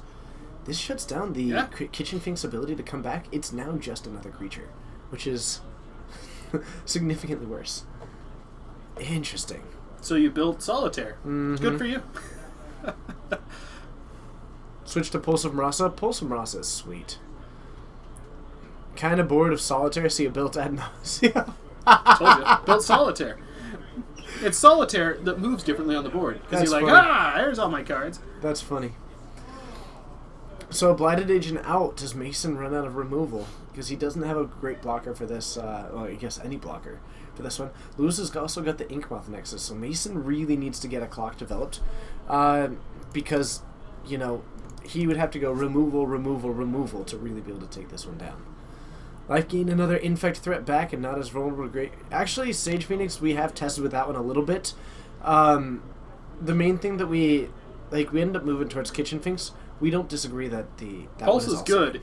It's better in long grindy games that we found. Kitchen Finks is better in the aggro matchups. Yeah, Kitchen Finks is better against aggro. Pulse is better against Jund, things like that. Yeah. The big thing is, like, Pulse of Marasa getting hit by an Atarka's command is really lame, as a heads up. So Lewis not swinging with this Kitchen Finks, kind of a free 3 damage, because I don't think that... He's keeping it back as a I don't think Lewis has any intention of blocking with it, to be honest. I guess you could maybe go with the Inkmoth game plan, but... And if he blocks with it, then that certainly explains what that game plan is. You could also... Yeah, I don't know. Flinthoof Boar. Good. If he's not going to swing, well, at the time, the Rest in Peace wasn't out. Oh, no, it was. No, it was out pre-combat. Because he wanted Lewis to block, yeah. Yeah, you're right. I mean, if he's not going to block, then he should be swinging. But Mason can activate this Flinthoof Boar for some haste. Looks like... Hasty Pig. That's a fast pig. That's the quote every time it goes out. That's a fast piggy. My goodness. Gracious. Golly gee wizards. So, wizards. Golly gee wizards. There we go. See what you did there. Thank you. I also see what I did. Mason keeping up 2 mana is a signal. What do you think it's a signal for? Atarka's Command or Boros Charm. Atarka's Command is definitely an option. Lightning Helix might be a little bit more preferable. We also could be looking at, if Mason went to bolt, an Ancient Grudge, which can actually take down this Inkmoth Nexus. And it is an Ancient Grudge, actually. Interesting. So 2 ways to take down artifacts in the hand right now. But that Blighted Agent is going to have a little bit of difficulty running, and Mason can then just kind of go for this racing game plan. Why is Blighted Agent going to have difficulty? What did I say that's humble? Did I say something that's unhumble? I don't know. I don't know. So, Doro, enlighten us as to why you're making fun of TJ. Or don't. I agree with making fun of TJ. No offense. It's okay. I totally just let me know why we're doing it. We've got a Mutagenic Growth in hand right now. When they call ability Storm and then people build a deck around it, tell me who actually plays it. Yeah, true. We do have a Storm coming. It's true. And we're going for Mutagenic Growth. We're getting kind of aggressive on this Infect game plan. This is 7. Does he have another one?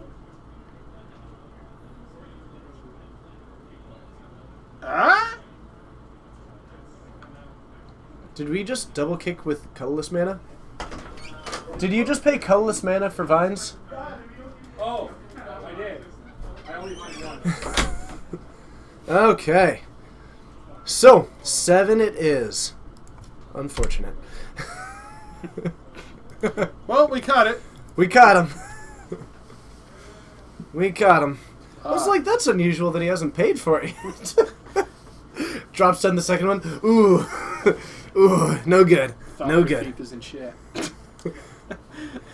Justin, Do you still have our blue Thopter tokens that you stole? Because we actually need them now. Yeah, someone used them and had to use the wrong Thopters. So do you still have the Thopters that you stole from my own personal collection? Do you, Justin? Ooh, a lot of condensation on this. It's on the outside. Every time you say it, I will say it. Say what about condensation? It's on the outside of the glass. Justin, and a Kazali Pride Mage coming down to join the Ink Moth. We're going to bash in for 3. We'll see if that ended up costing Lewis the game. I think he's still got, I don't know, he's still got an Ink Moth in the air. If he can protect it with that other, say, Vines of the Vastwood, with Pendlehaven, he can attack for 2 Infect here, and he's not dead. So I think you just attack with the... You get greedy and attack Pendlehaven, and then... You have the Vines. Vines? You have the Vines if he tries to activate the Kazali Pride Mage. Next turn, you go for the win. Like, you can swing with the Glistener Elf as well. You're presenting a kill. But decides not to go for that one. Did he just kill his own Rest in Peace? Yes. I guess he just decided to go for the Vines of Astro on his own creature. I mean, I guess that's fair. Mason just had the removal to where I might have been a little bit more cautious. Mm-hmm. But if Mason didn't do anything last turn, I think that Lewis just went with the read of, you don't have anything this turn. Yeah. Alright. I did like my line, however. Yeah. I'll force him to where the Vines actually... Basically, you just you run out with the Vine, with the Ink Moth and the Glistener. You're right, he doesn't have poison anymore. He has been fixed. Going to game 3. Family friendly, Zool. Mason on the play. By the way, Just, I don't mean to call you out in front of 185 people, but it's kind of fun. Is the Infect using Blossoming Defense? I believe it's using 2 in place. Basically, I handed him the deck, and I was like, by the way, it doesn't have Blossoming Defense in it. And he's like, should it? And I said, probably. And he said, in case of what? And I said, I don't know, take out a Spell Pierce and an Apostle's Blessing. So I believe he did. That's what Bryce took out, except he took out 1 more. He's running 3 Blossoming Defense. I don't know what else is in there. He took out. Rathmar, it's good to see you. I hope the family's doing well. You're so... Oh, man. Gosh dang it. There you go. Gosh darn it. So, TJ, you know what's coming up here in the next month or so? Tell me about what's coming up here in the next month or so. I believe there's a group of us headed down to some Grand Prix down somewhere. I don't know where it is, though. Would you like to tell me? I've heard of this. We're going to a Grand Prix? We are. Really? Where is that in Dallas? Because I've been really craving some barbecue. It's actually in Fort Worth. It is in Fort Worth. But Dallas-Fort Worth? It is. It's going to be so much fun. I think it is. I've talked to Todd. We have been recommended to a barbecue place that's a little bit expensive. But we still need to find out what our cheaper place for Friday meetup is. Who would be interested in coming to have dinner with us Friday night to maybe just... I don't know. Like last time, it was we got some pizza and some beers. Top Magic. and like, yeah, it was all kinds of fun. Would anybody be interested in that one? GP Dallas/Fort Worth. It's going to be awesome. See, the joke only works when you say it because you spelled it correctly. A Prix? Where's this Prix? Oh, man. If you have wonderful places to go, you should tweet them at Red Baron MTG, and he will... I do the travel plans, he does the food plans. So. Me? Oh, Bryce? No, Red Baron MTG does the food plans. Apparently, I'm giving you a duty this time. Okay, done. I got it. This way someone is in charge of it. We don't have to call the Just the place like just an so hour you know, before. That was the one task that I gave the other people. You already had I yours. You were booked off the hook. everything. You were off the hook. And I was like, could someone just please make a reservation? Nothing. So I was making a reservation the night of. We were literally like, hey, we're going to be there in 3 hours. Oh, man. With 30 people. Are we driving? No, we're now? taking a plane. Yeah, but yeah, it's going to be awesome. We'll let you all know. Friday, pay attention to my Twitter. I'll definitely hype it up there. We'll hype it up on this stream as we get closer to it. And if you haven't yet, be sure to follow the stream so you can join us for those ones. Yep. Also, as a fun little PSA related to the Rogues Gallery, you can check out, I believe that Atomic Panda, yes, on midday Thursday. If you're interested, you can actually watch a draft between Atomic Panda and a Murphix. Check out the Old South Pancake House. People keep saying Whataburger. That's probably the one that I'm going to be looking at pretty quickly here. Also, if you're going to be at the GP, say hello when you see us. Oh, yes. I love being distracted. As long as it's not like in an actual round match. In which case, you know, stand there before, quietly and watch, after, and then anything like that. Then we'll talk to you when we're done. But like, if I'm just talking to people, come on up. I will not take offense. I like meeting people. I probably look surly and mean all the time. He does. So, but you can come up, say hello, and talk. I promise I'm not that mean all the time. I like to call him Grumpykins when we go on vacation. It's the face. It is looks the like face. this all the time. People who will actually be there. Is Whataburger something... Or I guess people who are just interested in being there. Is Whataburger an interesting place? Or should we go for something a little bit more... I don't know. Like, barbecue is expensive. Whataburger is cheap. Do we want something in the mid-range? Let me know. Let me know. So, a Glistener Elf joining the battlefield for Lewis Mason at 19 right now after going for a fetch into a tapped land. He is on the play. We do have a bolt in hand as well as a Ghazali Pride Mage. Watch for that bolt to be taken down this turn unless Lewis has got double mutagenic growth. I don't expect that one to be lasting too long. The reason why he deployed that is that card at the front of his hand. Oh, we're not saying barbecue isn't worth it. I'm It's down that for I barbecue. don't want to make other people pay for barbecue. We're doing barbecue one Saturday day. night, I think. Well, I want steak another time too, so we're gonna be full of just. Can't you just do both of those the same night? You're not going to make day 2. You can just go get it for What? lunch. What a jerk! We had Oh, man. So So, barbecue, and I'm gonna eat chicken fried steak at some point, and regular steak. we're going to eat a lot. We're gonna eat a lot of food while we're there. We are looking at, I think, 1 Tevin. I need to reevaluate our schedule so we can actually set that up for next year. Yeah, I need to know what I need to look at plans for. Because the earlier you book, the cheaper it is. You're the best travel manager. I You had are. the Mugu guys messaged me to find out how I book travel. The movie guys? They're like, this is Blank from Mugu. We heard you do your travel. What do you book it on? You are becoming known as oh, that is fantastic. Triple Glistener Elf. Bonfire? Bonfire off the top? Show me the bonfire. It'd be funnier. Oh my goodness. Slow roll it. Slow roll it. Oh. Oh my goodness. A Kazai Pride Mage coming down. He can still beat an aggressive attack here. It's But, interesting. You know what? Honestly, old. if he had the kill, he would have been killed next turn anyway. But, oh my goodness. Oh man. This should be interesting. By the way, I actually love that. Did you answer them or you say figure it out? I haven't sent it. They sent it this afternoon. I'm going to tell them what I do, but it's like services are. And yes, he is almost certainly running Bonfire. Mason almost always has 2 of them in any Guaranteed. iteration of his deck. You always got to watch out for it. It's the funniest People thing. overcommit against it all the time. And he's just like, bonfire for 3, and you're like, what?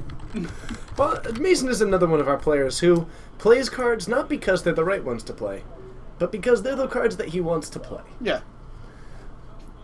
So we got the attack in for 3. You might as well block 1. You're not hitting anything right now. No. Do you take 2? Ooh, we're about to see a groundswell. Guarantee it. Watch it happen. Watch it happen.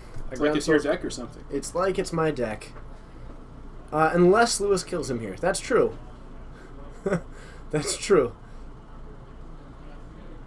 And so we do have a bolt in hand as well as another Flinthoof boar as well. We've Hey, look, a Lundgren. groundswell. Whoa! What?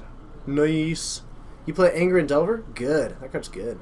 Just play Pyroclasm and Delver. Do we It's have cheaper. Do we have a Vines in hand? I don't think so. You gotta respect it's there anyway. Mm-hmm. I mean, do you fire off the bolt at it, or do you? You fire the bolt. I don't think you have a choice because you're I dead. actually if he don't. has the- I don't. Because You if he don't. fires it off, you take down the Glistener Elf. You take down the other Glistener Elf. And that's a kill. He could have taken down the other Glistener Elf and only taken 9 Infect. It's true. That's my line. An Ancient Grudge on the top. Nope, not there. That's fair about Kitchen Finks. Lewis I will takes give it. you that. Lewis takes it. I think TJ, I always fire bolts as quick as possible. that's because you've got a billion of them. I do. So You see my Infect draws. gonna take that one. I think the one key critical moment there was just that you bought a pack of Avacyn, opened a bonfire, to which I said, "Oh yeah." Basically, that is that's how bonfire started getting played in Mason's Zoo deck. Is that he bought a pack of Avacyn Restored, he opened a bonfire, and Justin went, "You should play that in Zoo." End of story. All right, so let's head back into the booth, and you know what I think we could do? Man, you are not paying attention. I was reading chat. I didn't know you were talking to me. Okay, I was looking at the sideboard. Let's go ahead and get another match that we could see. I'll see you up there. All right.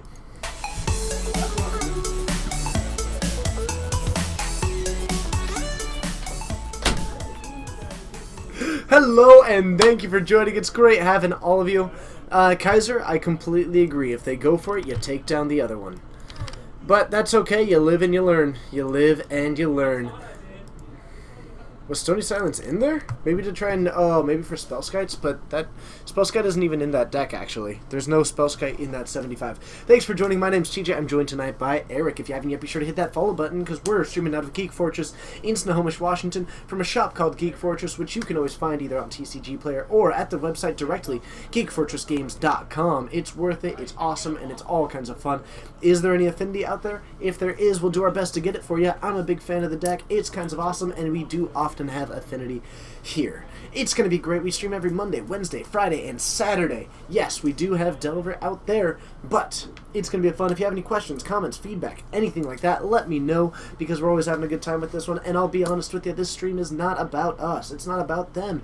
It's about all of us as a collective unit, and that includes you in a very, very, very, very big way. This stream is 99% all of you. Just in numbers, and then the fact that without you, this stream does not exist in any sense. Yes, we do have Storm. We saw it in round 1. So thank you for joining, first of all. It's incredible having you. And if you have thoughts, if you have questions, if you have feedback of things that you'd either like to see us continue doing, or things that you'd like to see us improve, or things that you'd like us to look into, let us know. This stream is about providing entertainment for you. So that's what we're trying to do. Let us know. Any word back from Twitch yet? No. Not yet. What do I think of Blue-Red Reveler Delver? It's interesting, but if you're going to be in that one, then you might as well run Holy Diva's list, because that thing's sweet. And Jingading Dangdo is currently at the top of the MTGO Modern leaderboards with it. No, I do not have a pen. Why would I have a pen? I don't know. Be prepared. Oh, that's true. What's the format for the Grand Prix? It is Modern, Moondrius. But what I think of Blue-Red Reveler Delver, I haven't seen like a ton of lists, to be honest. I can't speak too well, but I imagine they could be pretty good. Cicidro93, thank you so much for hitting that follow button, or for hitting that follow button. It's great having you. Let me know where you're watching from, what your favorite artifact is, and what your favorite 3-mana enchantment is. It's awesome having you. We only stream MTG? Yes. The Abomination, we do only stream Magic the Gathering. We only do our live tournaments. We do it 4 times a week. We haven't actually expanded into anything else. Suggestion, keep playing Magic. I can do that. All right. We have Joe is on the wall, and Josue? Yep. He's not on the wall. All right. So what is Josue playing? You forgot to check, huh? No, I know what it is. Okay.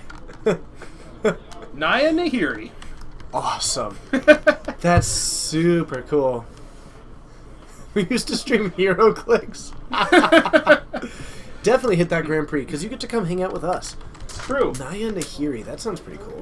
I saw green and Nahiri, and I'm like, wait a minute. And I looked through it, and it's pretty sweet. Now, the best part about that one is that actually Joe's deck is really good against control decks. Like...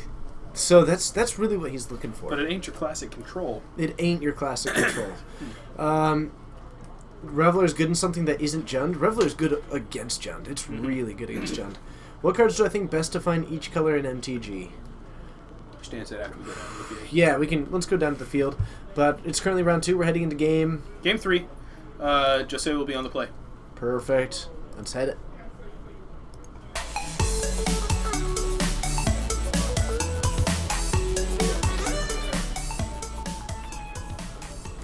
Alright, so we're currently in round 2, but we can stream Arena of Planeswalkers. I don't know how we would actually do that. Problem with streaming like board games and stuff is they require a bunch of politics that can't actually see. You're trying to change up your black-white tokens deck to a Mardu list because of Bolt. Do I think it'll work? It'll work fine, but your mana base will be awful. hitting triple white while also trying to get both Bolt and Inquisitions the whole way is really... It's going to be a very painful. Yeah, it's You're going to rough. have to shock a lot. Any confirmation on eggs? Is David out there? David is not out there. All right, no eggs tonight. He is working on it, though. A Life in the Loam fired off from Joe. I mean, he sent us a message asking if we had, what was it? Not Second Sunrise, the base reward. Yep. And I'm like, I have one, but you cannot borrow it. Yep. I do not condone the playing of eggs. Yeah, as far as board games, it's something we can look into, but currently we've been doing pretty good just sticking with our live tournaments. I guess I haven't really, like, the other thing that I've considered doing is, like, a live recording of a podcast, but there's a lot of podcasts out there. As it There turns are. out. So, There's one or two. there's one or two. Yeah. What green permanent is that? That is a Birds of It is a Paradise. promo bop. One of the more beautiful Birds of Paradise out there. It's basically like if you want the best birds, you either go for that bird or you go for the original. That's it. Yeah. Yeah. Not Otherwise, this ugly bird. go away, bird. You're ugly. Actually, I like that bird. It's fine. I think it's lovely. I think it's got it even matches your tie, you know? Exactly. That's what I look for in my Magic cards, is that they match the tie that I'm wearing, because I don't wear ties. Right? But you had told me that, I would have coordinated and worn a red tie. Mm-hmm. So, we've got Averton Catacombs out, which is going to start making that Life in the Loam look a little bit better. We've also got a Thopter Foundry in the yard. That's a little bit sad. On Kiki Evo, Why is there blue? I did not see blue. What is going on? Is this 4-color Nahiri? this is I think this is a Darwin Cord. I'm almost certain that this is Darwin Cord. Even better. Even better. But yeah, this definitely looks like Darwin Cord with an Eidolon of Rhetoric and a Deceiver Exarch out. 100% Darwin Perfect. Cord. Yep. Naya. Naya. Look at me. Fool. Naya in my house. Fooled you all. Ooh, this guy. So, Put their faith in me and I crushed their dreams. Joe looks like he's actually going to go for the Dredge now. And we are going to see an Ewit, another land, and... Another land. So we actually get all the full value from the Life in the Loam if Joe wants to fire that one off. Needs to worry a little bit about this board state, but honestly, he's not too far off. That's a really slow clock opposing him on the board right now. And Evolution right now is going to be really, really good. Needs to come up with some sort of answer for that one. And he's going to put in tapped land to grab a clue off this Tireless Tracker. If he's able to go into something like... What's really sweet is that he actually runs Tireless Tracker. That, combined with Tezzeret, Agent of Bolas, is actually pretty sweet. Yeah, because you just make dudes and all the jazz. And well, look at that. There we go. Josue wins Game 3. Good match. Hey, we got Kiki Jiki on there for everybody. Not Joe's night. Sorry, Joe. Oh my goodness. Well, it's a good thing that The last one's playing. Naya Nahiri got there, I guess. Well, there's still Game 3's out there. I'll see if someone's still going. All right, let's see what else we can get for y'all. See up in the booth. Sorry about that.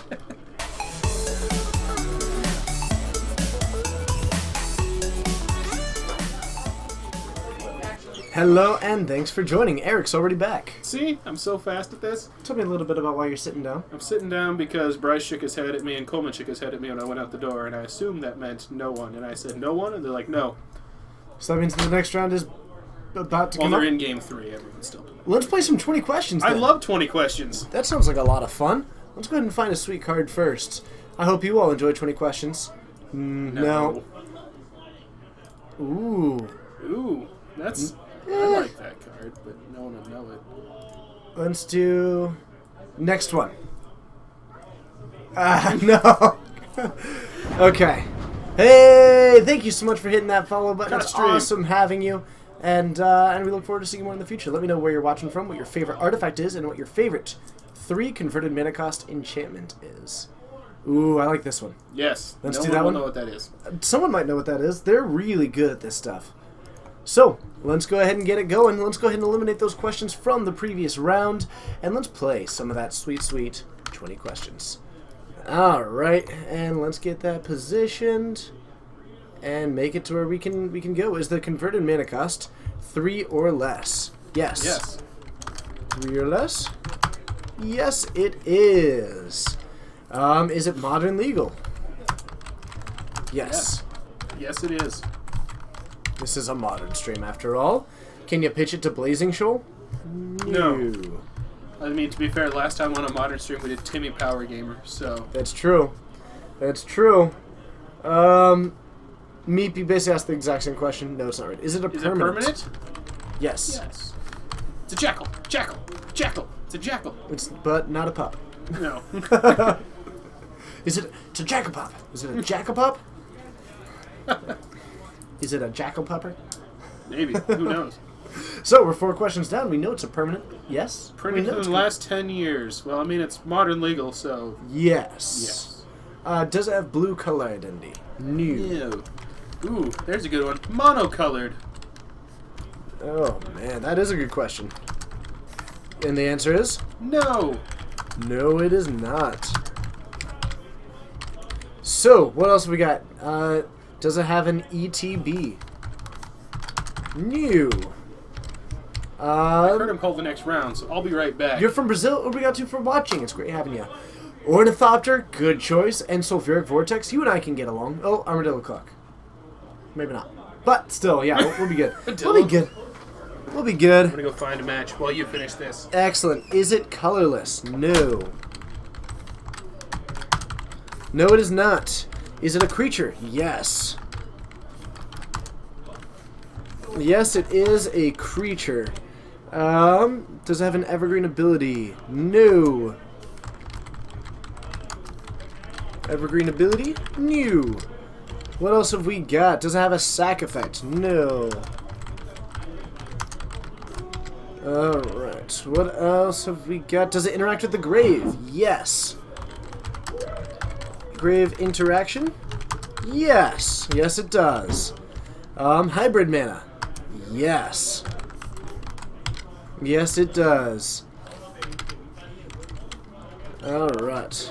Legendary? New. Legendary? New. We're working through it pretty quickly, actually. Nice.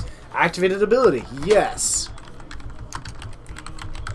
It does have an activated ability. Yes, it does. It does interact with the graveyard. That was a pretty good question. Alright. Has it been reprinted in a non-supplemental set? It's... I couldn't tell you. I don't think so. Not in a non-supplemental set. No. Is it triple colored? No. No, it is not. So, what else do we know? We know it's a creature. We know that it's converted because 3 or less. We know that it is a multicolored creature. We know that it involves hybrid mana. Did I answer that one? Someone asked that one. Hold on. Yeah, Shade of Hades asked. No, they did. Hybrid mana? Yes. Yes, it does. That'll narrow down the block pretty quick. That will narrow it down a lot. Like a lot. Alright, not seeing it yet. And people are firing right off. We're playing by those rules. Whew. It does have an activated ability. Not a trigger. It does not have an enter the battlefield ability. It has an activated ability. It also interacts with the graveyard. Uh-huh. It does interact with the graveyard. It does not have a sack effect. A lot of people mentioning those ones as well. Question 13. That was for the hybrid mana. Whoops. Does it see tier 1 play? No. There we go. Okay. Tier 1 play. New. If you had said it, I would have seen. It's not Slitherhead. Is it a goblin? No. No, it is not. I have a feeling that we're getting pretty close. Power and toughness even? Yes. Even power and toughness. Alright. Ooh. Empirical Kelgar? Kelgar? Where we got? Is it from the plane of Lorwyn? Yes, it is. Yes, it is. Alright. It's from the plane of Lorwyn. It is from one of those 2 blocks. Last question. Time to find There you out. go. What you got? It's time to find out. We know it was seen on Lorwyn. We know it's multicolored mana.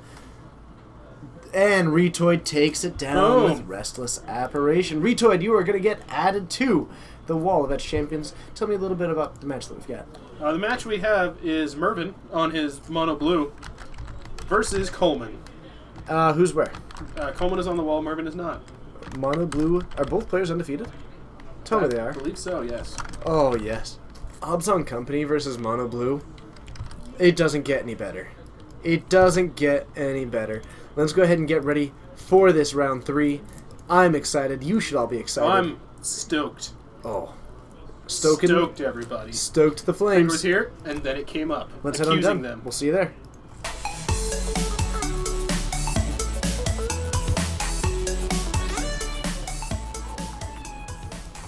Alright, so you get added to the Wall of Etched Champions. Alright, this is going to be a weird matchup. It's Mono Blue Delver. We know that. Okay, yeah, it's basically Mono Blue Delver. Alright. Perfect. Cool. Thank you. And let's see what we can get going. Yeah, Retard, you get added to the Wall of Edge Champions. Good call there. Good call. Are you on it already? I'm not sure. A Birds of Might Paradise for Coleman, and then we can definitely jump down. One thing they're not going to do for Mono Blue Delver is bolt the bird. That's true. You could... Is there a way to do 1 damage to a creature with an instant in blue? in Galvanic Modern? Blast. Or I'm sorry, not Galvanic Blast. Gut Shot. Yes. Yeah. Main board? So Coleman, not always main board, no. So Coleman on Abzan Company, really good value deck that has a great combo out. Mervin with this Mono Blue Delver, going to be really active in using any kind of bounce effects, counterspells especially, and just trying to draw cards while trying to get a fairly well-developed game plan. What we have seen happening is a Thing in the Ice as kind of this main feature of it. So we'll see what we can end up doing. Twisted Image would be funny. Not a turn 1, though. I guess, did you say also turn 2? I mean, I said 1 Oh, okay. at instant. You could exile a Simian Spirit Guide to do it. You could. In this Mono Blue deck. Prodigal Sorcerer, yes, would do it. Oh, here we go. Let's get some information. Orzhov Pontiff. What deck do I think is Victim of favored in this Night, matchup? Company. Sam, I'm going to say almost certainly it's Coleman. What is that second to last card on the left? Is that a... Orzhov Pontiff or No, Eternal Witness? That's an Ewit? Yeah, that's an okay. Ewit. That's an Ewit, Accord, Viscera Seer, Yeah. and an Orzhov Pontiff. And 2 lands. Mm-hmm. All the lands, as TJ chugs his tea. It's delicious, though. But I think the Abzan Company is fairly favored in this matchup. I think it is. The amount of value that you just get, like, it's good against... Just for... Like, Company is good against counterspell decks. Yeah. I mean... There's just a unless lot they of value pack to be red. had. And Coleman drops down this Orzhov Pontiff to take down the Delver of Secrets. I like it. Tea is delicious. Thanks, Lord Arian. Is that a Mutavault? A Mutavault would be His hand? not surprising, actually. In a mono blue deck, it's a really low opportunity cost to go for it. So I could really see Mervin going for that. Old school, Mono Blue from Standard ran Mutavaults, so I assume this does. Tactical Rainbow, has it been that long since you've been here? I don't think... I've seen you in, like, the last month, haven't I?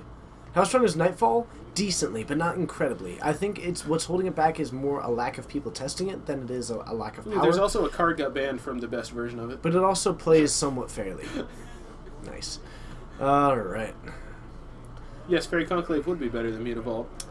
Although it's not every depends. creature type if you're running something that buffs, elementals. I mean, if you have a Spellstar Sprite or a Vendilion Click, then Mutavault could actually have a little bit of... Or even if you're running Mistbind Click, actually. Mutavault has a lot of applicability there. So... Fairy Conclave Fairy turns Conclave, into a fairy. But for 2. Yeah. I was ready for that. Shouldn't have been, but I was. Does he have Psionic Blast? We don't know, but I suspect Maybe. so. Emperor Calgar, don't you worry about it. Ask us another time. We built the best deck ever, and then it got banned a week later. It was literally a week later. That's why. That is what did it. So, Accord, and, like, this V-Click is looking at Gonna take the on the bottom. That's actually a pretty interesting take, and I don't really disagree with it, actually. Also, that company, really underwhelming. Yes. Like, Haunting the bird. when's the last time that you really thought, I'm going to get some good company, and it's an ugly bird? If I had a nickel. Something, it's always sunny in Philadelphia joke. FWTSW, it's good to see you. You are a rock star. I don't really get to make that good of an Always Sunny joke. So we're gonna go for it looks like a Snapcaster, mate. So where's the Thalia? Then we're gonna go for a Serum Visions from Mervyn, trying to line up a little bit of those draws and dig a little bit deeper into the deck. He's got double three. Delver. Is it 2 or 3? All the Delvers. Man. Doro, neither do I. So. He wasn't aware. We were just out. Yep. Only the ones that serve tea. Exactly. And gin. Mixed together. Quarthian, you are correct. Tea from Long Island. You are correct. So, a Wall of Roots coming out. We do still have a Chord, though. That Chord looks so good right now. Like, you can Chord for 1 if you really want to. That's unlikely to be the most desirable play. Yeah, I mean... Actually, you can Chord for 2. Using the Wall of Roots, you actually get 2, another one. So this is a Chord for 2. You could go for a Malira. And then... Never mind. I think next turn he chords for 3. You know, I have this sneaking suspicion that you're right. Does he have the red cap combo in there still? A lot of them have been going away from red caps. It does not. I believe he's actually a lot. Is he a Spike Feeder Archangel? Yes, last I heard. But like, what decks does Infinite Life and Infinite +1/+1 counters not win the game? Infect. The Infect and Tron. That's pretty much it. Mm-hmm. Against both of those, like, you're already supremely favored against Infect because of Malira and just the value, like how you play your game. And then against Tron, like, it's certainly a rough matchup, but running like you can run the Murderous Red Cap in the sideboard if you really need to. It's not super needed, however. I don't know if it's Malira or Malira. I just go Malira because that's what I go for. And I say Malira because that's what I said when I first saw it, and I haven't changed since then. Yep. We do have a triple chord next turn into Finks. Lantern, also, Sir. What? Is one that Infinite Life and Infinite +1/+1 counters True, help you true. That's actually true. And then you can just sideboard into it, like, if you really, really need to. Oh, if you get to the point where you can get the Infinite Life against... Malire? Malire. Oh, the A at the end of it should make it a hard E, so it should be Malira. Got it. Interesting. Okay. Sounds good. Sounds good. Is that a Vapor Snag? What is that? That is a mystery card that I have not seen before. I haven't seen that full art. I don't know what that is. But he's doing something in response to it. 3 different islands. Respect. Thank you. Can anyone tell us what that mystery? Psionic Blast? Is that a promo Psionic Blast? The bird is currently being haunted by Orzhov Pontiff. Yes. Is that a full art Psionic Blast? That is amazing. You want to pull up Psionic Blast for those who don't know? Yes, I do. Oh my... K-Viper, I have seen it happen, actually. So... It sounds really fun until it isn't. I've seen a Tron player, basically, they went Infinite Life, so they responded by cracking an Oblivion Stone, and then they ulted a Karn. It's like, alright, let's try this again. Hey! How would you like to not play the game? I'll be fine. No worries. So, we got the Anafenza to back up the Malira. Sorry, I'll get there. Xenagos. Xenagos. It's an enchantment. Imbuement. It's good to see you. Bog of Wraith. It's great. Bog of Wraith. Boggo Wraith. Thank you so much for hitting that follow button. You're a rockstar. Welcome to the Fortnights. We like having you, and I hope that you like being here. Let us know where you're watching from, what your favorite artifact is, and what your favorite 3 converted mana cost spell is. Thank you so much. Convert a mana cost. Enchantment. Enchantment. Not just spell. Sorry, I did say spell. Enchantment. What your favorite? Enchantment. Your favorite 3-color cast? We'll make Dragon Age references for a minute. Enchantments. Otherwise, we're going to swing in for 2 with a Viscerous here. A bold play that I can totally get behind. Block. No, for 3 because of a Noble Hierarch. Oh, you didn't announce your Exalted Trigger? I actually say Garruk, but I know it's supposed to be Garrick. But I say Garruk. That one I'm not going to back down on. I say Garrick, because I pronounce it correctly. Mm-hmm. But Garruk is on fire. Cool. It's Leviosa, not Leviosa.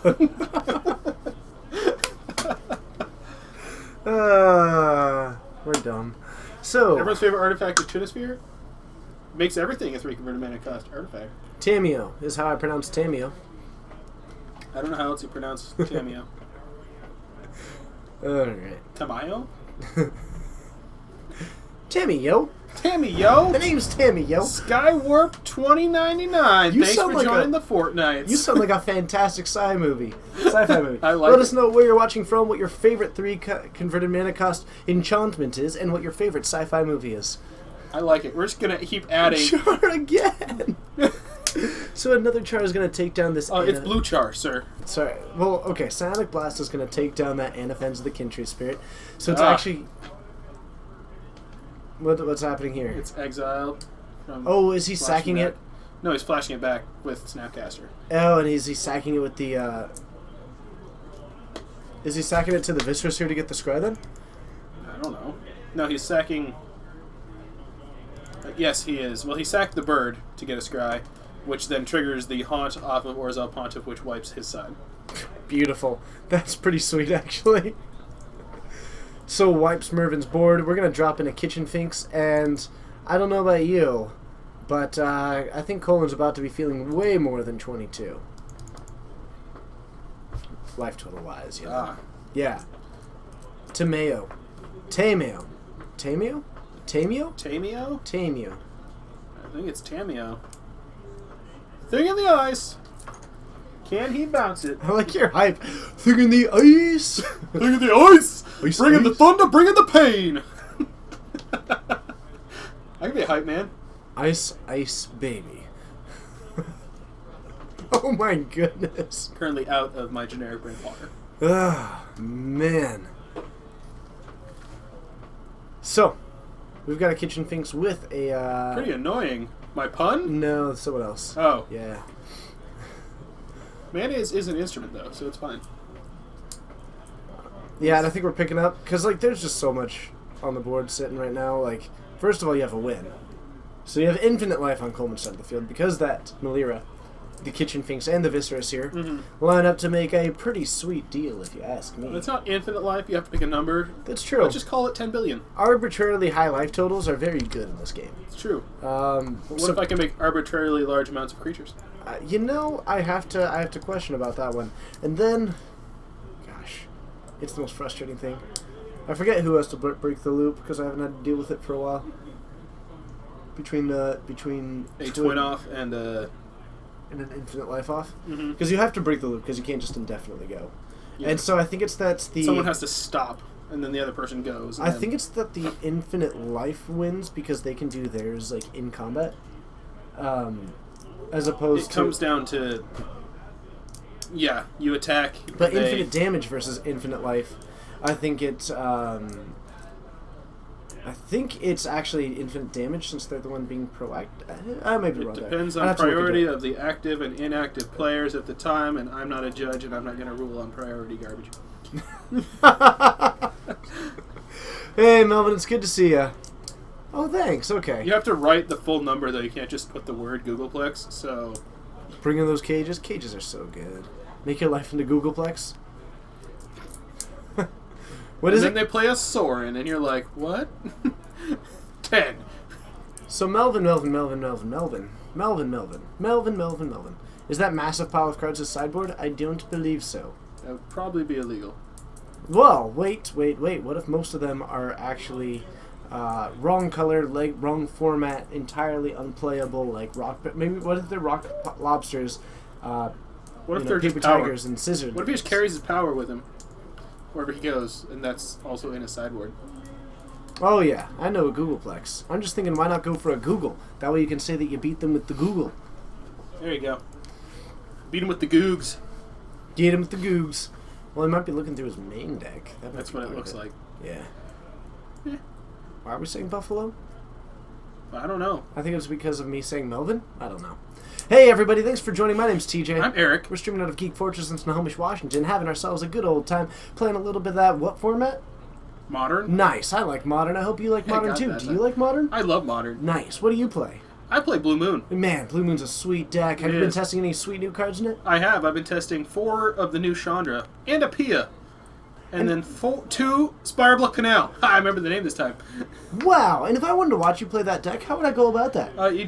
You'd follow us first because we're pretty awesome, and then you go to followers and you look at our little archive stuff. Yeah. And I played last Saturday. Nice. Twice on stream. Maybe you'll play next Wednesday too. I'm pretty sure I will play next Wednesday. And I of need course to get more testing in before we go down to, someplace. And they, of course, can find us because we stream every single Wednesday at 7 o'clock. We've got that Modern tournament. I mean, we stream more than Wednesday, don't we? Oh, yeah, we do stream more than Wednesday. We've also got Modern on Saturdays at 6. Ooh, that's exciting. But what if I want to play Legacy? That's easy. If you want to play Legacy, go ahead and join us on Fridays at 7:30. Now, what if I feel like getting some Standard on? Ooh, now if you want to get some Standard on, I gotta tell you, you are fresh into some luck. Every single Monday at 6:30, we have got all that sweet, sweet Standard action happening. That is fresh to death. That is fresh to zero life total. You are absolutely true. I would say probably fresh to drawing out of an empty library. But wow, that's how death. That is impressive. Kai Form, thank you so much for hitting that follow button. It's great having you. We follow through the lightning bolts. Oh yeah, plus you get lightning bolts. Exactly. Kai Form, let us know where you're watching from, how you found the stream, your favorite 3-drop enchantment, because that's important to me. And TJ wants to know your favorite artifact. What was the second question? How they found our stream. Oh, okay. Perfect. I just say the words I'm supposed to say, TJ. Well, I don't know why I've been mixing it up a lot. I know, but I decided to unmix it and then remix it. We're being super whoop, whoop. hams? Whoop, whoop. Is that good, or should we cut it back a little bit? I mean... Ham's delicious. Ham is amazing. Did you see? I mean, I had ham on a sandwich before I came here. The pig was the complete backbone of the Toy Story movies. I believe that's so. And there was a certainly fast pig on Mason's board state. There was. That's a fast piggy. A little too Deliverance for my taste. So, we're gonna... Family friendly, TJ. Deliverance is a great movie. Is it family friendly? I'm not telling them to go watch it. You just did. Ask your parents first, folks. No matter what age you are. I don't care if you're 40. Go home, ask your parents, can I watch this movie? J-Deg's Mono Red Burn is actually pretty good in Legacy. It's not incredible by any means, but it's good. It is actually Temporal quite good. Aperture. Ooh. My favorite artifact, which we didn't ask but kind of did, is Temporal Aperture. Hold How on. competitive is Mono Red Bird in Legacy? One of the guys at Moki Gaming Store wants me to play Legacy to get more players in the group. Vibe Reloaded, it's great seeing you. Thank you so much for hitting that follow button. We've got some questions for you. 1. Where are you watching from? That's important. It 2, is important to us. What is your favorite 3 converted mana cost enchantment? And 3, what is your favorite Viper? Is it Ambush Viper like Gabby? I don't know. I'm just wondering, how many Vipers are there in Magic? Well, they were out of one Viper, so they've reloaded another, and I'm wondering what their favorite is. I like it. I'm just a little bit curious. I don't know. Viability of Mono Red in Legacy. Good. Not like... I wouldn't go so far as to call it like the top table deck, but it's certainly good.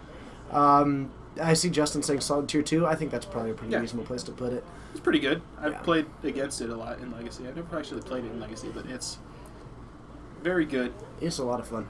Snapcaster's the best Viper. Fair enough. It is. I've actually never lost to Burn in Legacy, I think.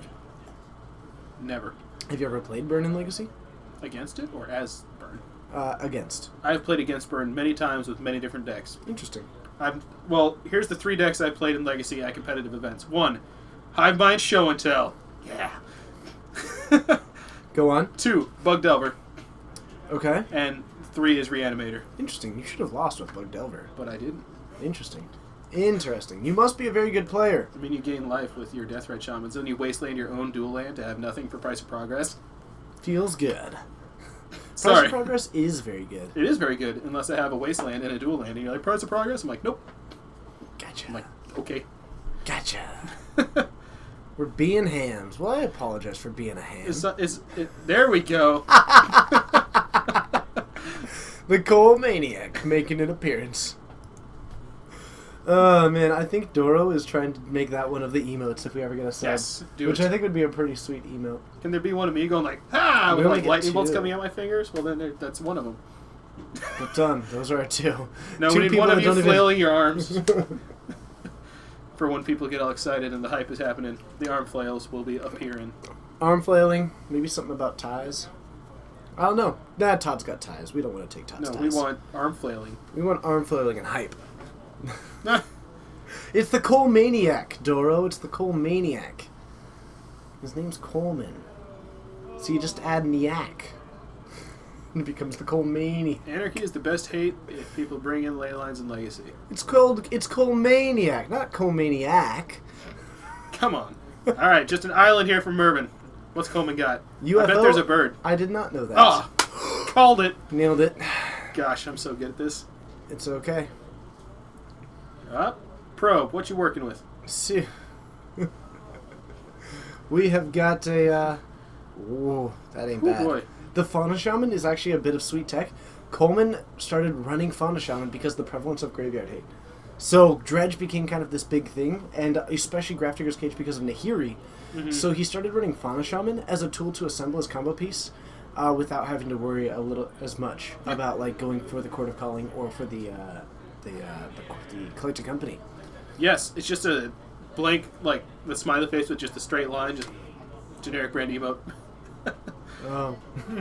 Like, So, we're dropping into Scavenging Ooze, not too bad. Mervyn is at 14, by the way, with a triple Gitaxian Probe on turn 1. That strikes me as over-aggressive.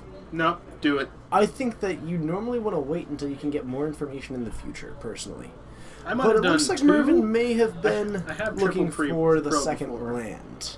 That's always fun. Where you're like, all right, I can keep this because I have a probe and a Serum Visions. Or like, I have 2 probes and a Serum Visions.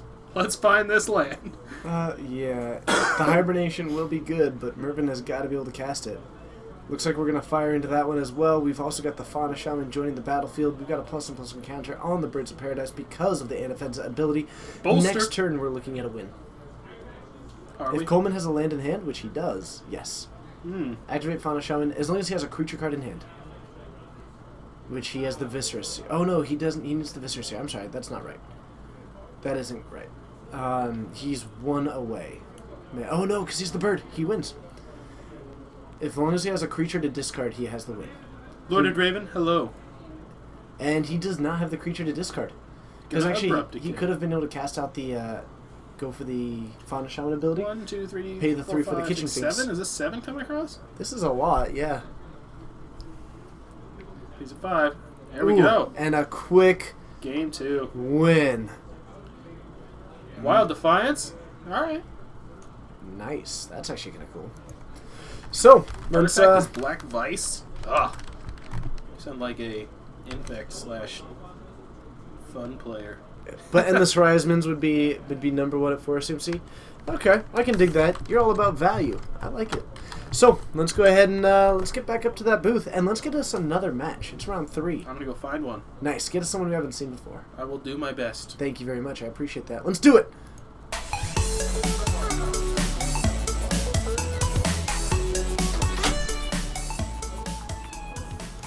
Hello, hello, hello. Thank you so much for joining. It's great having you. You're a rock star, and I look forward to seeing you more in the future. Yes, Coleman always looks like he's kind of sped up. I call him Coleman 1.5 sometimes. Gotta love some modern coverage. Thank you. We do our best. I have a lot of fun with it. We also do standard. We also do legacy. You followed ages ago, but never...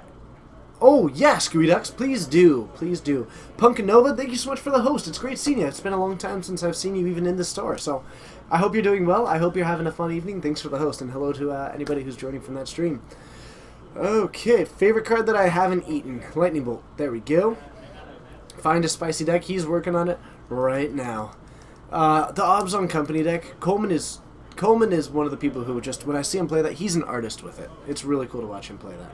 What are my thoughts on the new Cheerios decks coming out? They're interesting. Are you talking about the ones in Standard?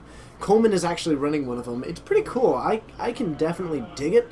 I like it. I'm not sure if it's something that's my style of play, but it's really cool. I feel like it'd be pretty hard to sequence everything really correctly, though. Let's see here. What was the last question? The last question is, what's your favorite 3 converted mana cost enchantment? Hey, Gwylith! Or Gwavith?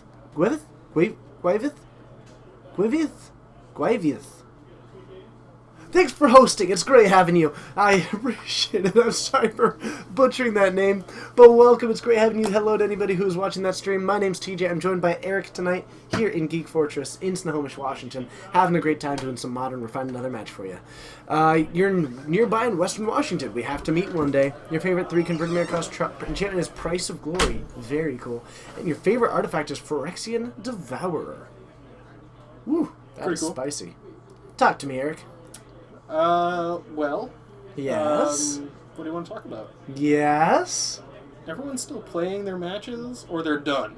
Is anybody looking? Coleman's looking. Ah, wonderful.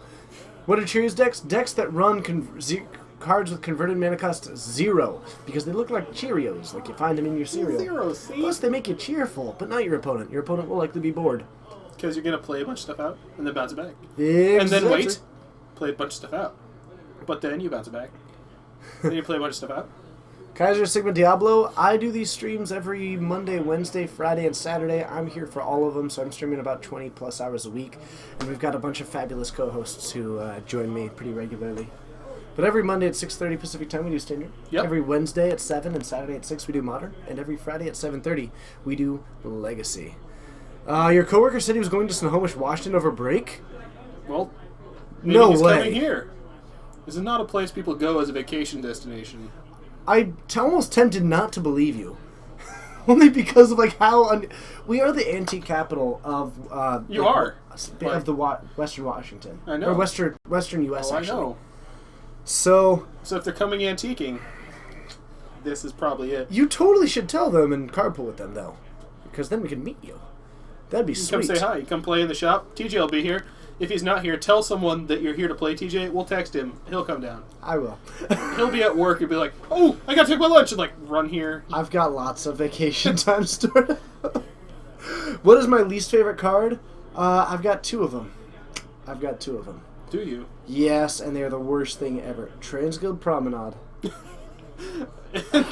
Rupture Spire? And Rupture Spire. They give Worst. the illusion of fixing mana. Oh my goodness. Conjured Currency is my least favorite card. He said it's one of the hippest small towns in the U.S.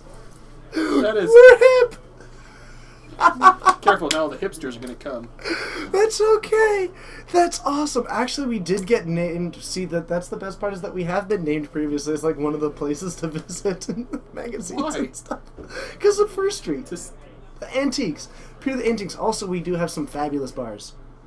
And by fabulous, I mean they're pretty fun. there's like 2 in the whole town. No, there's like 7 or 10. There's a lot. Okay. Come Okay, you know- come hang out with me sometime. There's like a farm, and then a street that runs through the town, and then the town ends. And you have nothingness until you get to Lake Stevens, which is like 2 stores. Ranga, your friend is totally someone who plays Magic if they think this is the hippest place in the U.S. 100% because of us. It's true. That We're is so making it hip. Kaiser, you are correct. That is 4 days of stream, 4 rounds of 50 minutes each one. Actually, it's sometimes more. Saturdays are 5 rounds. Last Saturday was 5 rounds. Saturdays are usually 5. We have a lot of people most Saturdays. Or I'm like Mondays are sometimes 5 rounds. Fridays are 3 to 4 rounds. Yeah, it's a lot. It's a lot. Yeah, and with the tie, and actually I work with the tie as well. So I don't work with a tie. I mean, I could if I wanted to, but why would I want to? But you don't. I have to actually like move around for work, so All right. I'm gonna sit at a desk all day. rubber stamping plans. I assume that's what you do. Occasionally, actually. You're just like, yup, boop. Huh? Huh? Bald dude with glasses and a long white beard playing cards there tonight. No. Ah, no. Gandalf is not here. So, you live in Arkansas, so you're constantly surrounded by nothingness? Oh, that's kind of exciting. Never been to Arkansas, but... Interesting. You've played at Geek Fortress once? TJ said... Let's see here. Oh, that's not true. Tactical Rainbow, that's not true. TJ would never say that. I would have... Hold on. Tacos at T... Aw, Taco at Tapatio's... Oh, now I feel bad for something I didn't do. I feel guilty suddenly. But you didn't do it. I feel guilty, though. I do. I feel guilty. Don't feel guilty about things fictional TJ did. I need to try a big pair of glasses on for the stream. Okay. Done. Why? I don't know. I'll try and find some. It'll look a lot like this. Hi. My name's TJ. You're joining us here in Geek Fortress. This right here sums up what most of our streams are. Is him doing ridiculousness. And me just... We're gonna be playing some Modern tonight. I hope you're excited. Are you? I'm super stoked. Wonderful! Today I brought on my mask, so we've got some guest hosts. I'm not actually TJ, I just disguised myself with his name above my head. And his clothes. And his hands on your face? Yes. Ah. And his hands. Screen capture of me just... and him just... Yeah, talk about the most busted card to cast with Aetherwork Marvel. Emrakul. Yeah. Done. That's pretty much it. Like, Emrakul, what's the best card to play? Oh, wait, Omniscience. Because then you can play anything. Including Emrakul. You can play Aetherwork Marvel again. Or Emrakul. Or, why would you limit yourself to Emrakul? Play Unexpected Result and flip an Emrakul. Unexpected Results. We're gonna go. We're gonna keep doing this. It's fine. We're nothing but like more one Omniscience. That's what you're going for. Otherwise, you're just running like Ewits to get back the Unexpected Results. Tons of keep going. like the walls that return it to your hand and stuff like that. Mystic Retrieval. All I'm trying to do is cast Unexpected Results until I hit an Emrakul. So There's one in here. You're not gonna run like cantrips and try and set it up. That would be silly.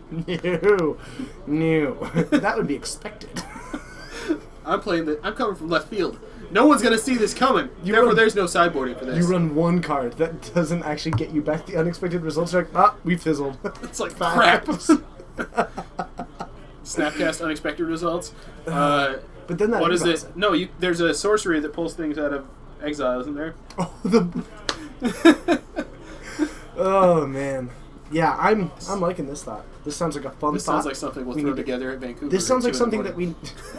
in Dallas, I think, is what you mean. Yeah, well... We do our best brewing in Canada in the wee hours of the night. Vancouver Esper. What a deck. It had 4 Judges Familiars. 4 Spreading Seas. It did have 4 Vapor Snacks.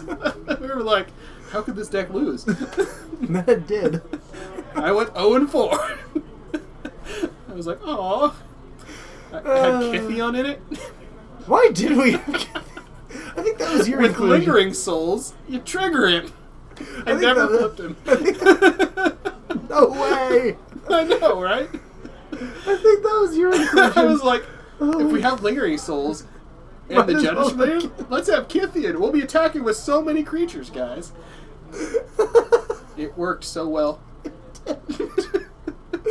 Oh, that deck was so bad. And then my sideboard to deal with things that I couldn't deal with was 2 Wall Denials and 2 Warships.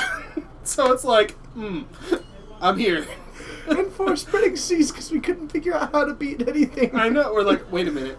What about this? It's like, just Spreading Seas. What Spreading about this? Seas will get 'em. Spreading Seas. What about Jund? Spreading Seas. Trump? Spreading Seas. We're Burn? gonna do? Spreading Seas. It's actually pretty good. It is really good against Burn. You accidentally in IQ. Playing I don't know what that Calvasegra. means. I don't know, but congratulations, and you're one of the people hosting us. You're awesome. Thanks for the host. You are a rock star and a pirate, but a good kind of pirate. Rock star and a pirate. Like Johnny Depp, you know? How does this deck win? Oh, by attacking with Judge's Pillars and Kithian and Grixis. I actually did win a game. Oh, and there's a Delver in the deck. There's no Delvers in this deck. Oh, no, we took out the Delvers because they were Delver bad. was bad. Yeah, Delver was awful. I did win one game in this with this, and I remember I played against Black-White Tokens, and I got the wall Warship combo out twice, and he's just attacking. I'm like, okay. Oh, man. Fish? Spreading seas. They'll never see it coming. It's true. Nice Cavern of Souls. I mean, island. Hope you can make blue with that. We brewed this at 2 in the morning after playing for a full day on Saturday. I was like, wait a minute. I think that was Sunday night. Maybe. It was pretty bad. Oh, Vancouver. It had 4 bobs in it. It did have 4 bobs. That's why we took Delvers out. We're like, we don't have room for creatures, so we'll just put Bobs in instead of Delvers because he's better. We were running Orzhov Charm. We were running Orzhov Charm so we could bring and back... Esper Charm. So, because the Orzhov Charm so that we could sack the Judge's Mirror, but when they pay the 1, we bring pay it a black back. and a white to bring it back and Use sack Orzhov it. Charm as a counter spell. And Insights then you into our sack it minds. again. Oh, it was so good. It was so good. Oh, man. That was a good deck. That was a great deck. That was so much fun. Bryce was so tilted just He was listening to so us mad. talk. He's like, you guys are idiots. We're like, yeah. So you're a fast-moving bus. Man. Doro, you set your Twitch to auto-host to us? Thank you. You need a deck list? You might still actually I do have it on my phone. I might post it somewhere and be like, Vancouver Esper. If he tweets it, I'll retweet it. I will do that. Oh, man. Hey, do we think Blossoming Defense has good chance in modern boards or just a... So, it will absolutely be played in the main board of Burn. I don't really see it being played in a whole Blossoming lot. Defense? Yeah, it's the new +1/+1 hex, +2/+2 hexproof one. I know. Why is it in Burn? I don't think they're talking about it in Burn. You just said in Burn. No, in boards. It's in the main board of Infect. Yeah, you said... Oh, I may have said Burn back. You said Burn. I'm My like, bad. what are you talking about, TJ? Gotcha. But yeah, like, I like it in Infect a lot. Anything else, I don't really think that they need that effect too much. Maybe a combo deck that's pretty creature-based could run it, because it's basically just divines that with a little bit of an upside if you're always going to have 1 mana available. Basically, by the way. But, yeah, probably not an Infect? No, it'll absolutely be an Infect. It already is. You end up replacing, like an Apostle's Blessing, a Spell Pierce, because both of them were functionally doing that same ability, but this one actually gives you some damage on top of it. But you can also go through... I haven't had any TSW. Two kitchen things. Okay. Apostle's Blessing is not too relevant to replace. You keep in 1, sure, but... Like, it's the exact same effect anytime that you're going for the protection on it, and for the unblockability, you still have Distortion Strike. We were running a Vault of the Archangel in that deck. Yeah. For the Death Touch, of course. On the Lingering Souls tokens. Yeah. But, like, if you have the one of Groundswell, that can become a Blossoming Defense really easily. If you're running, you can keep one Apostle's Blessing pretty easily. You can... There's a lot of things that you can go for. But I think probably 3 is the right number. But I'll tell you what. Here's my actual advice when it comes to Blossoming Defense. Find the most recent set that find the most recent list that Tom Ross put together. The odds are that that's about 98% correct at worst. Like, he's pretty good about it. What do I think about the 2 mana +4/+4 trample? Not going to be played in Infect under any circumstances at all. It's 2 mana. It's a sorcery. Both of those are strikes, and that's the reason why it won't get played. It's not 1 more than 1, it's twice as much, and that's why that's relevant. Tweeted. Nice. All right. Follow me if you want to see read about Vancouver Esper. If you want to see a deck TJ's that gonna tweet it. We threw together at 2 in the morning. Oh man, it's so bad. Did you tag me in it? No. Okay. You have to go to my actual Twitter. Ooh, look at me go. Retweeted. Check out that list. It's something that we were really proud of, and then when we woke up in the morning, we kind of started questioning. But I put it together and played anyway. Because I'm like, it can't be bad. Would it work in Death Shadow aggro? Maybe. I could see them testing it, but I don't really think that they need that effect very much, because they haven't really played Vines, to my knowledge. No. They don't really need it, but they could. Post the link on Tapped Out. I don't have the time to put stuff on Tapped Out anymore. None of my co-hosts do. Unfortunately, I have to back off a little bit from doing deck lists until I can find someone who's actually willing to put in all that time. But right now, it's like 5 hours of work to put up a couple of deck lists, and there are just so many other projects that we're working on right now that it's pretty difficult to prioritize that. There are some pretty cool cool things coming down the line. If they hit Become Immense, maybe. Sure, but Become Immense is so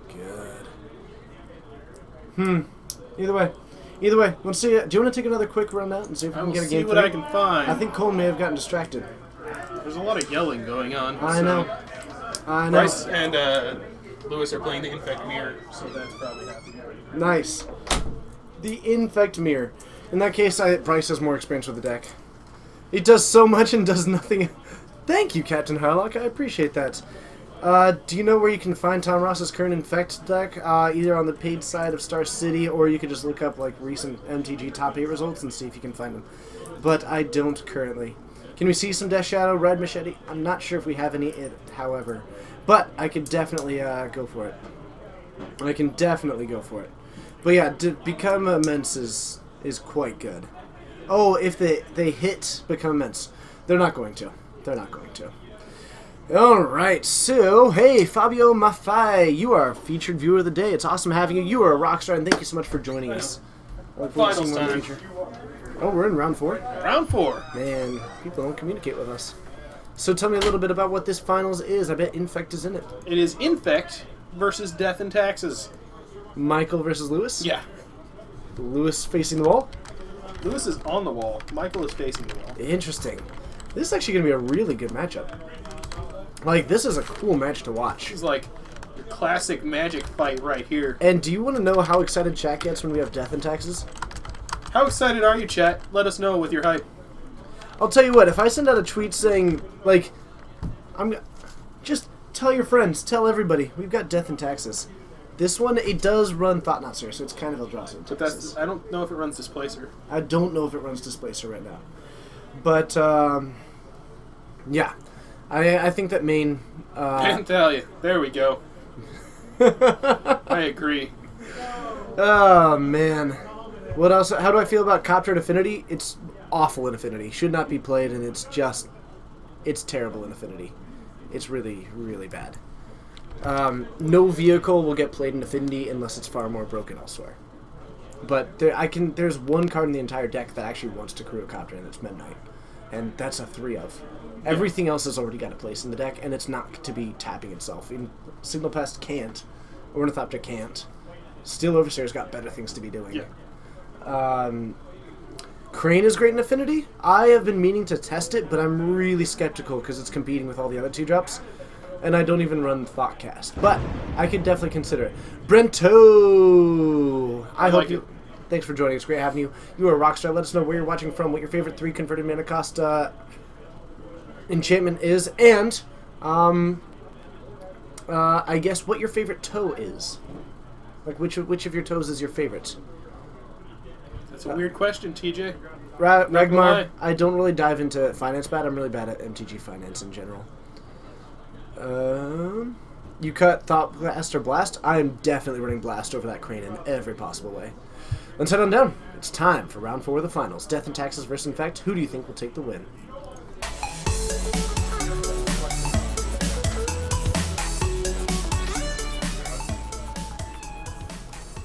But the Crane is just slow. I'm on a bit more of an aggressive version of Affinity. I could see an answer for it, but my answers are best on the fly. Thank you. Tevin is extremely excited, looks like. The Eternal! Thank you so much for joining. It's great having you. You are a rock star. Let me know where you're watching from, what your favorite 3 converted mana cost enchantment is, and what it's like being Eternal. I'm a little bit curious myself. Yeah. How long have you been around Eternal? Because if you've only been around like 100 years, then you're not really like bringing a lot more to the table than some of the people who are still here. But if you know 300 or so, then seeing some things. See you, Joanna. It's great seeing you. But I can definitely see an argument for running the bird to Gwivith.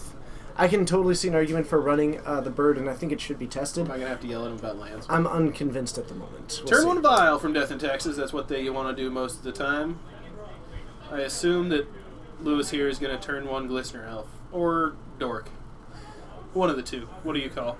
Let's see. Well, now it's just cheating. You've seen his hand.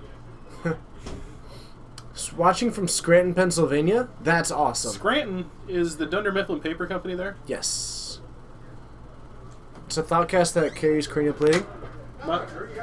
Michael. God damn it. Language. I knew I'd have to yell about that. Man. So, Inkmoth Nexus coming down. One of the better options here, but like a Ghost Court off the top is just so good right now. Mm-hmm. It's going to shut that one down. It's going to have a blocker for that Inkmoth. And it's going to leave like pretty good. A path and a... Oh, man. A path and a Ghost Quarter would be insane right here. Mm-hmm. Ghost Quarter. Oh, Wait for man. it. That is Path. very Path. good. Boom. He just did what you called. I can definitely see what you're saying to Guivith, though. I can definitely look into that. Okay, Jeskai Sensi. Nice. That's a pretty good one. That's a good one. Said bad words disqualifying? Lord Arian, Might. I have an opinion. I know that it will be unpopular, but I think that most people who play with lands in front are not people who have been playing the game for a long time. It's people who saw it once and think that it looks cool. That's not to say that it's bad. That's to say that it's really difficult for me to do it on camera. Do it however you'd like everywhere else. But most of the people that I've ever seen doing it, and this is of course anecdotal, right? So, possibly wrong. But everyone they are, I was like, have you been playing for a long time? They're like, nah, I just like how it looks. Mm-hmm. Which is fine, actually. That was a Ghost Quarter with a Leonin Arbiter out, which means it was a straight bind. Yep. Ghost Quarter is a pretty good card when your opponent doesn't get to search.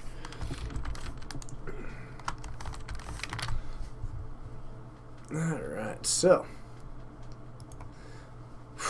Let's see, he just knew from playing a long time ago. Oh yeah, it absolutely was like the thing to do way back when. So, Lewis down to 15 after a little bit of getting beat down and also just doing a little bit of fetching and an Apostle's Blessing. The land he took out was a Inkmoth Nexus. And we are just going to draw a card off this Twisted Image, just using it for the cantrip ability, and I actually really like that. Mm-hmm. Having the presence of mind to do that when it's like, not going to be effective is, I think, a really key play when playing Infect, because you often just try and hold on to it, you know. Alright, so we've got the Aether Vial on 3, so remember that Michael is fully capable of flashing in the Flicker Wisp, which we know is in his hand. Yep. Are we ever going to get to see a Geek Fortress no banlist modern? We've gotten to do it before. I'd like to do it again. I just don't know at the moment. Zedekar. There is someone here who does that, actually. They play their entire board upside down. Yeah, I played against him. It doesn't bother me, really. I'm like, whatever. Cards are cards. So, Flicker Wisp out. We've got a pretty decent swing in, but not a whole lot. What 3 cards do I like the most? 3 red cards you like the most. Lightning Bolt, Tybalt, Galvanic Blast. Goblin Guide. Goblin Guide. Eidolon of the Great Revel is a lot of fun. What is the expedition? That expedition is... is that an Evolving Wilds? Maybe? No. I don't know. No, that wouldn't be an Evolving Wilds. What is it? Tech Edge, maybe? It could be. It could be a one of Tech Edge. I think it's a Tech Edge. Sure. Tonk Ooge. I like Tonk Ooge. I like Tonk Ooge way more. Oh, man. Oh, I thought you were talking about the thing that he used to Ghost Quarter. Gotcha. He does run Displacer. Alright, well, it is still pretty close to a Death in Taxes from what I can tell. Only 2 land available at the moment, keeping that Aether Vial on 3. We do have another Vial. Whew. Dropping that one because most of our plays are coming from the Vial right now. It's a kind of a free mana at the moment. Lewis with 2 lands plus a Noble Hierarch and just going for mostly this idea of just the incremental Infect. Mm-hmm. Not actually using any of those pump spells. Again, another move that I'm a really big fan of. I think that, you know, threatening a handful of cards is huge. Mm-hmm. But this Contagion Probe about to let us know if the way is clear. Is that a Blade Splicer? And something. Maybe a Blade Splicer? I wasn't quite able to see what that one is.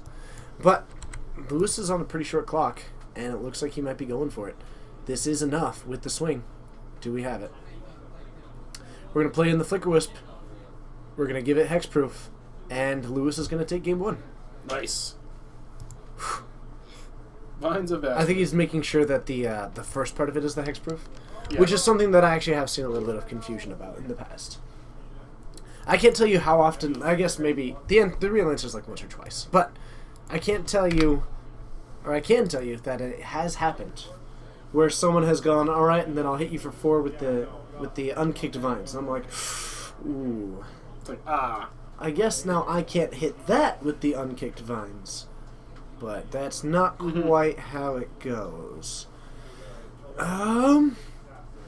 Okay. So,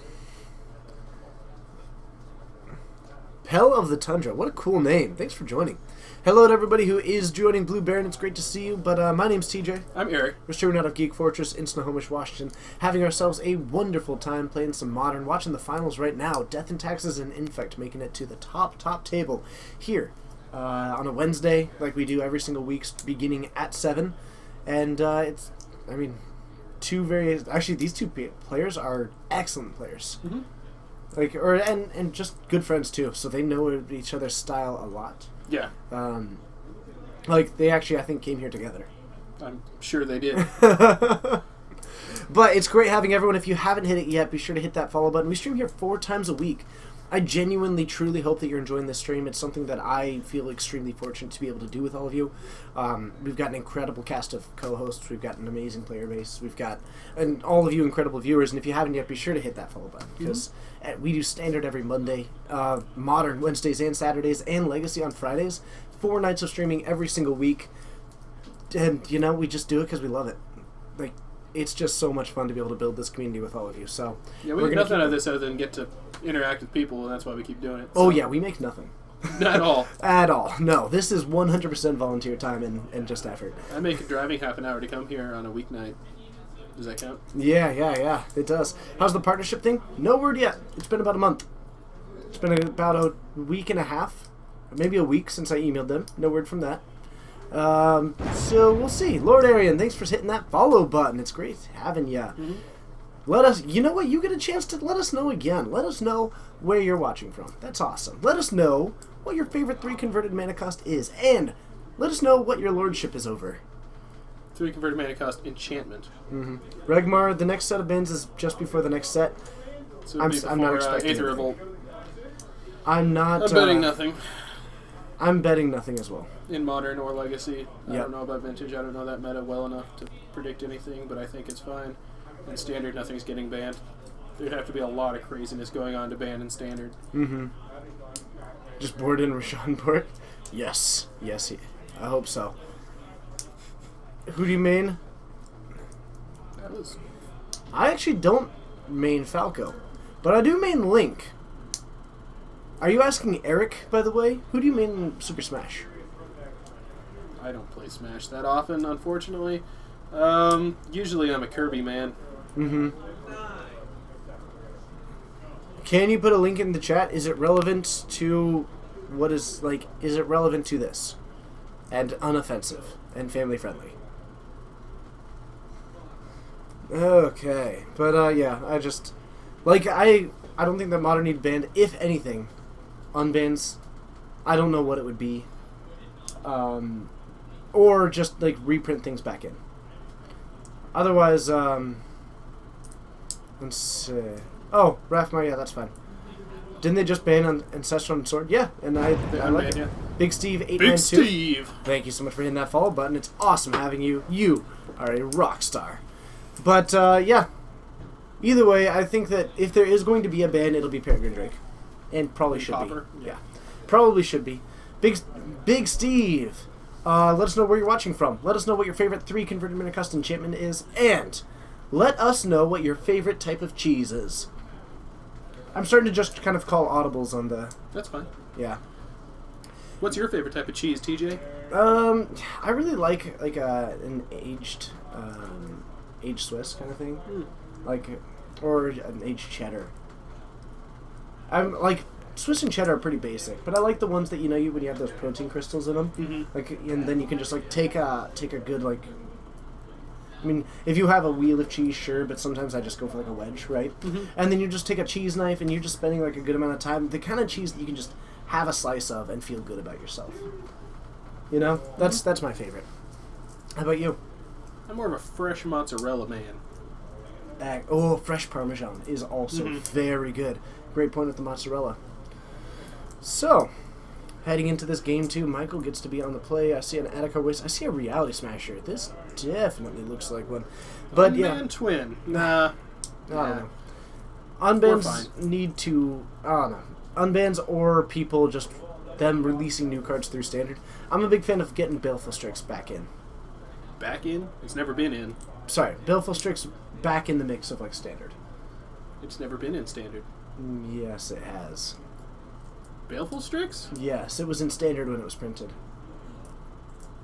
Are you thinking that I'm saying Modern? No. Baleful Strix was never printed in a regular set. It's printed in Plain Chase. No, you're thinking of Shardless Agent. Baleful Strix was. When was Baleful Strix printed? It was from Esper. It was in Alara. Hey, Louisville, Kentucky, your lordship is Baleful over Strix was Grixis never in and Standard. No. It was not in Alara. It was out of a Plain Chase set. Was it really not? Yeah. Thank you, chat, for having my back. I am wrong. Yes, sir. Baleful Strix has never been printed in a core set. Oh. Wow. If it was in Alara, it would be I'm totally in wrong. Modern. I'm totally wrong. My bad. Oh, it was in the same deck as Plain Chase? Commander. Okay, I got it, everybody. We're good. We're good. The chat is on my side today. I can handle dealing with only 5 reminders of it. 25, bit much. So. Reprint Mom. Ooh, that'd be sweet. Either way, they should put that one back through Standard. Carrion Feeder? Mm-hmm. Carrion Feeder is also sweet. It'd be bonkers in Modern? Yes, it would be good. It wouldn't be incredible, though. There was a Strix out of it, but yeah. You're right. Then it wouldn't be Modern. You're totally right. I don't know why I thought that. But, no, I really think Baleful Strix would be fine in Modern. I think it'd be just 100% fine. I think it'd be fine. Yeah. Like, Boston, Bluebeck... Phyrexian Arena, Gruyere. Ooh. Whoa, a melting cheese man. I like it. You had a good answer. Very, very nice. But, yeah, I don't... It's... So, I honestly thought until about a month ago that Baleful Strix was way too good. Baleful Strix would, like... The more I think about it, it's probably not that bad. It kills all them expensive Tarmogoyfs, though. But it's one that, like, it has been all over Standard. Or it's been all over Legacy. Sure. But in Modern, removal is everywhere. The card is good by all means, but it doesn't go into combo. It goes into grindy shells and control shells, which are things that people are always asking to have back. It does a 1-for-1 where you get to draw a card, which is good, but it should be good. It's Modern. Mm-hmm. Like, Modern is meant to be good cards. If you didn't want good cards, then we'd be playing Limited. I mean, Standard has got decent stuff, but, like, if you didn't want the option of running powerful cards, then you wouldn't be playing Modern. You wouldn't be playing Legacy. Baleful Strix is absolutely a good card. I don't think it busted. There's not a great blue-black deck in existence at all. No, like, low-to-the-ground aggro decks would run it, because it's not that good in them. Shardless with Ancestral seems fine. It's dangerous, sure, but, like, I don't know. There's a ton of tools to answer at Baleful Strix. Yeah. And, you know what it would go in? Vancouver Esper. I thought it would be way too good until about a month ago. I've completely changed my my opinion on it. The big problem is that it would, in fact, be possibly way too good in Standard, but if they printed a format that can actually handle it. But honestly, I don't know. I was completely on all of your side as far as that card is way too good. I just don't agree with it anymore. I think that the card is fine in Modern. If only there was some artifact-based set coming out that they could put it in. Yep. But this mulligan is going to go for a ways, it looks like. 2. He's down to 2. All right. He says he's keeping. He's like, this is my scry. I heard him through the door. Yep. Innocent Blood would probably be okay. I mean, it would eliminate Boggles as a deck in a lot of ways. Here's the scry. How do I 1-for-1 a Strix in an economical fashion? You don't. There you go.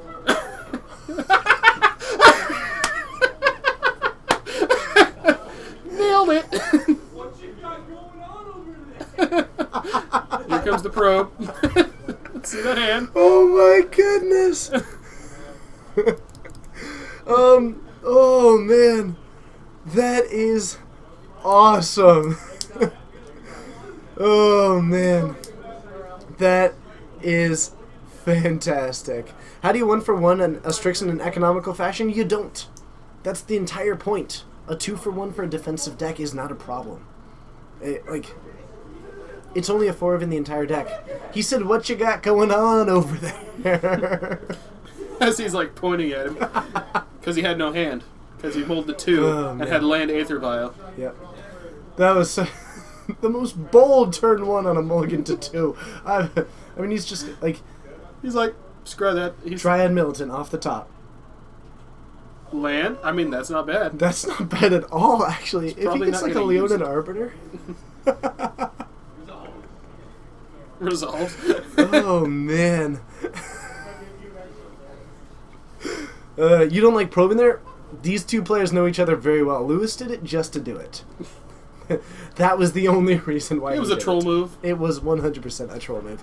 We've got an attack for 2, and it's actually going to be, in response to the trigger, going to use that Pendlehaven before the Exalted resolves to make it a swing for a 3 Infect. This looks like it's going well for Michael. Yes. You see, he's got lands and an Aether Vial. I'm pretty surprised. Ooh, and look what apparated into his hand. A third appeared out of nowhere. Leonard.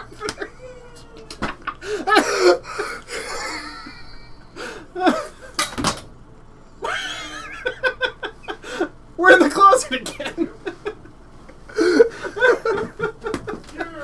I didn't even move. We gotta put the forest back up. Please excuse him.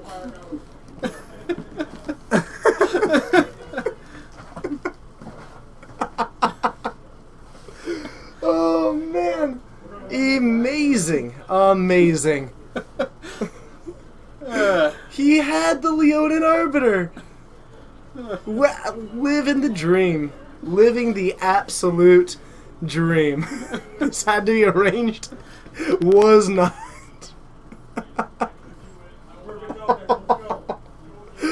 Oh my goodness. So what's the next draw? A Flicker Wisp? Probably he's gonna up it to 3. Flicker Wisp. Oh my goodness. This is amazing. Or you just get another Block. So fast. Like, nope. Your word. Do you up it? Of course Yes. you up it. Still got the land. Oh my goodness. So he's got the 2 lands. Path is an available draw here. No, he had become immense. That's way more boring than him living the dream. I know! That was incredible. Oh man, what did he say? Path was on top. Path was on top. We could have done it. Man, I was calling those shots though. Right, let's head back up to the booth. Oh my goodness, we'll see you there.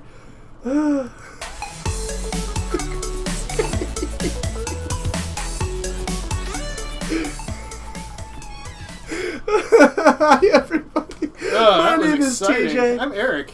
And we're streaming out of Geek Fortress in Snohomish, Washington. Having ourselves a good time with Modern. Just watched the finals happen. And, man, what a way to go. That was brilliant on every conceivable level that I can think of.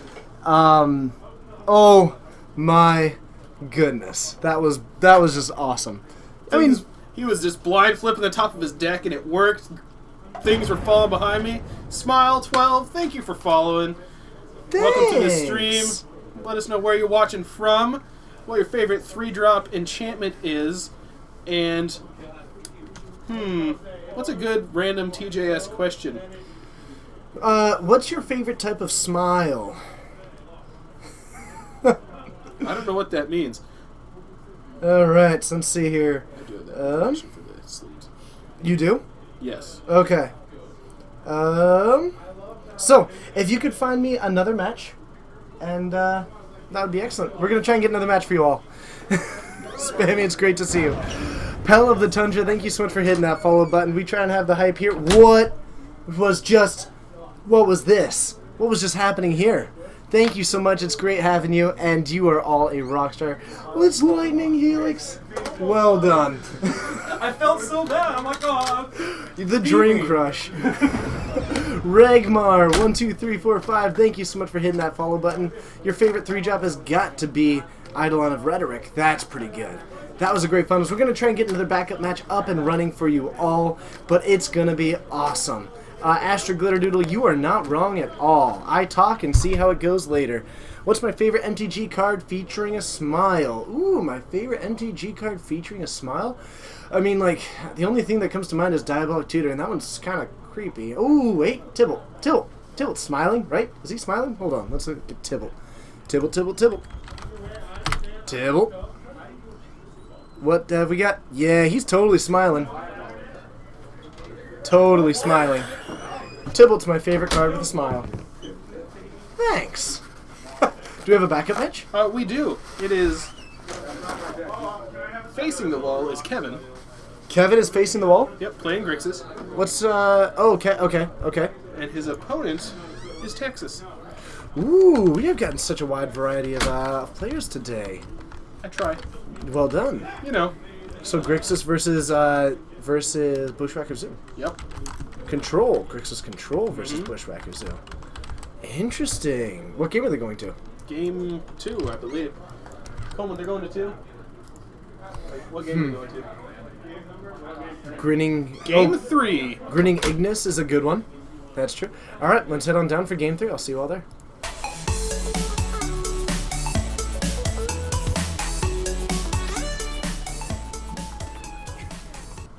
Alright, so... Game 3... Game 3. Of round 4... The final countdown. And Texas on Bushwacker. And actually, I believe Texas is from Texas. What about the Shadows card with the dude with the devil in the shoulder? Yeah, that one's cool. I can totally dig that one. BSF McGee from Texas. Very cool. I like, by the way, Texas has specifically requested that he be referred to only as Texas when like his name is displayed. And I think that it has nothing to do with privacy and all to do with the fact of just being called Texas. The Texas Lawhawk. Is he Walker, Texas Ranger? No, have you seen Brian Wilson, the Texan Lawhawk? Yes. Oh, man. Alright, so, why doesn't Texas get a last name? He's requested that. Karatorn, it's great to see you. You're a rock star. Welcome back. It's going to be a fun evening. Fellow Texan in the house. So, fun fact, Texas was born in Washington? Oh, I know. I know that. But they didn't until just then. Thanks. Appreciate it. MTG at Mox.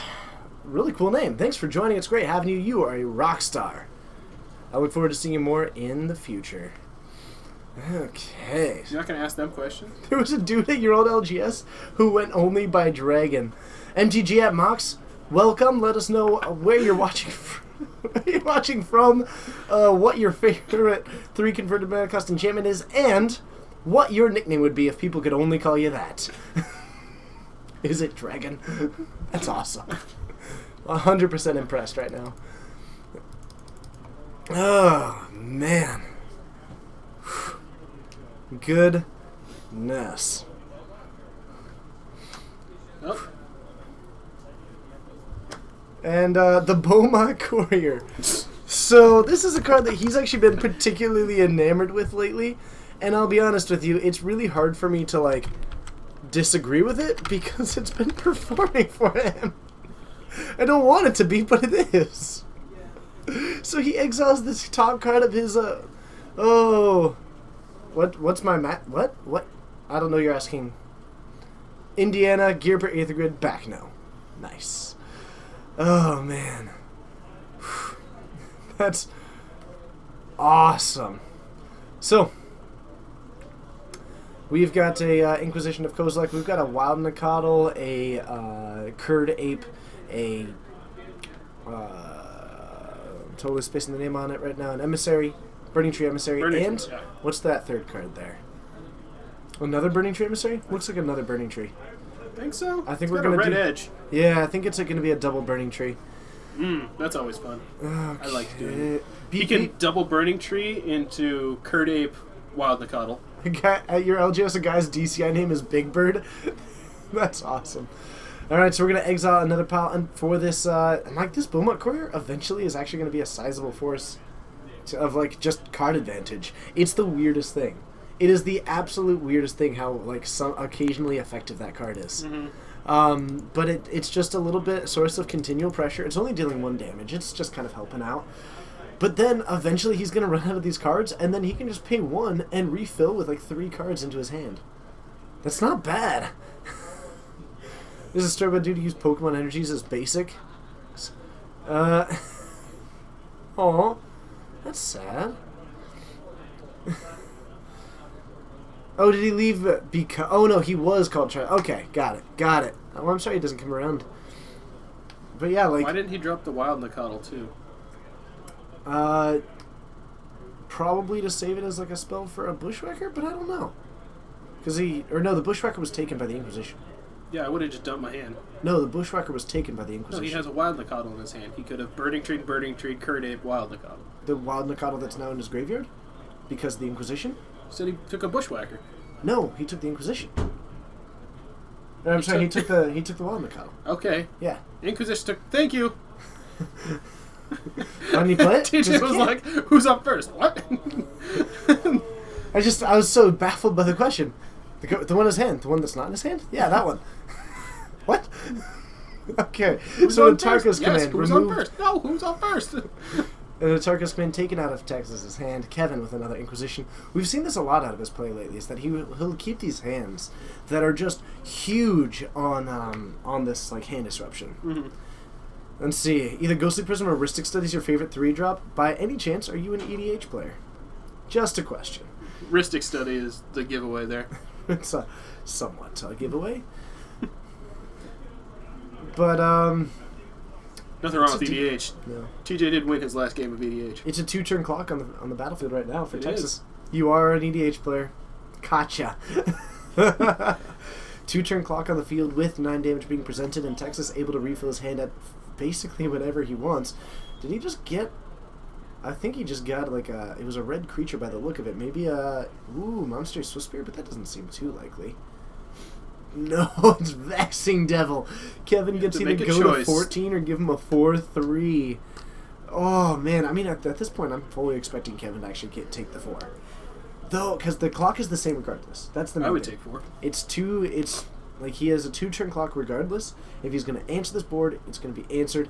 And I don't think that if you spend any removal on that one, you're still dead to the rest of the board. But he's actually going to leave him with it.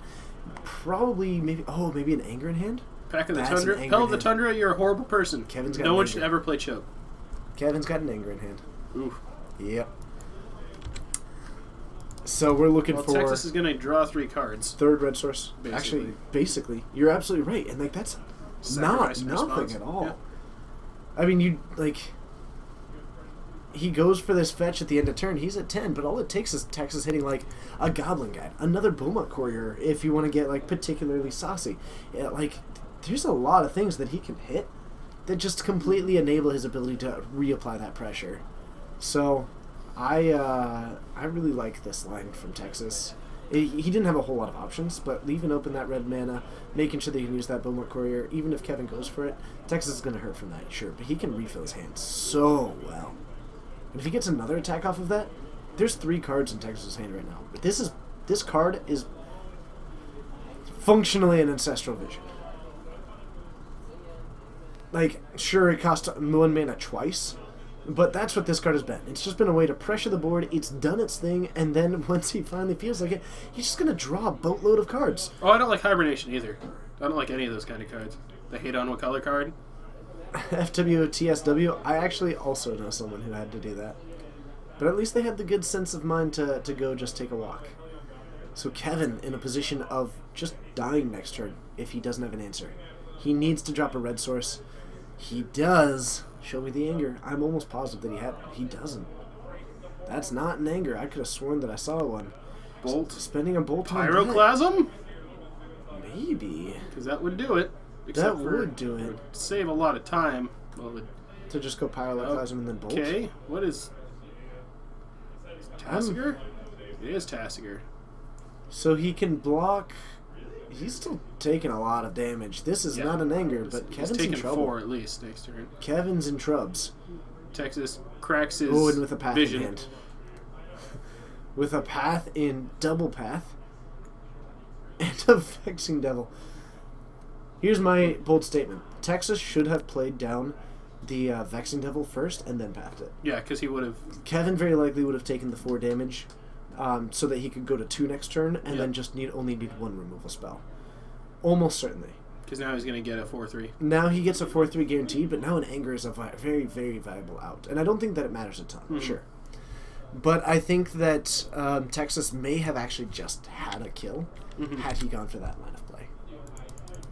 I mean, Texas still has another path in hand. Like, he's not hurting. He's almost... Yeah. Well, I'm going to say anger 99% puts his to game take back this game. to... It is, does Kevin draw the anger right now? If not, Texas, congratulations on your win. If do, well, there's a bit of an uphill battle to be fought. So that's the situation we find ourselves in. Nope, can't even cast a Cryptic, so...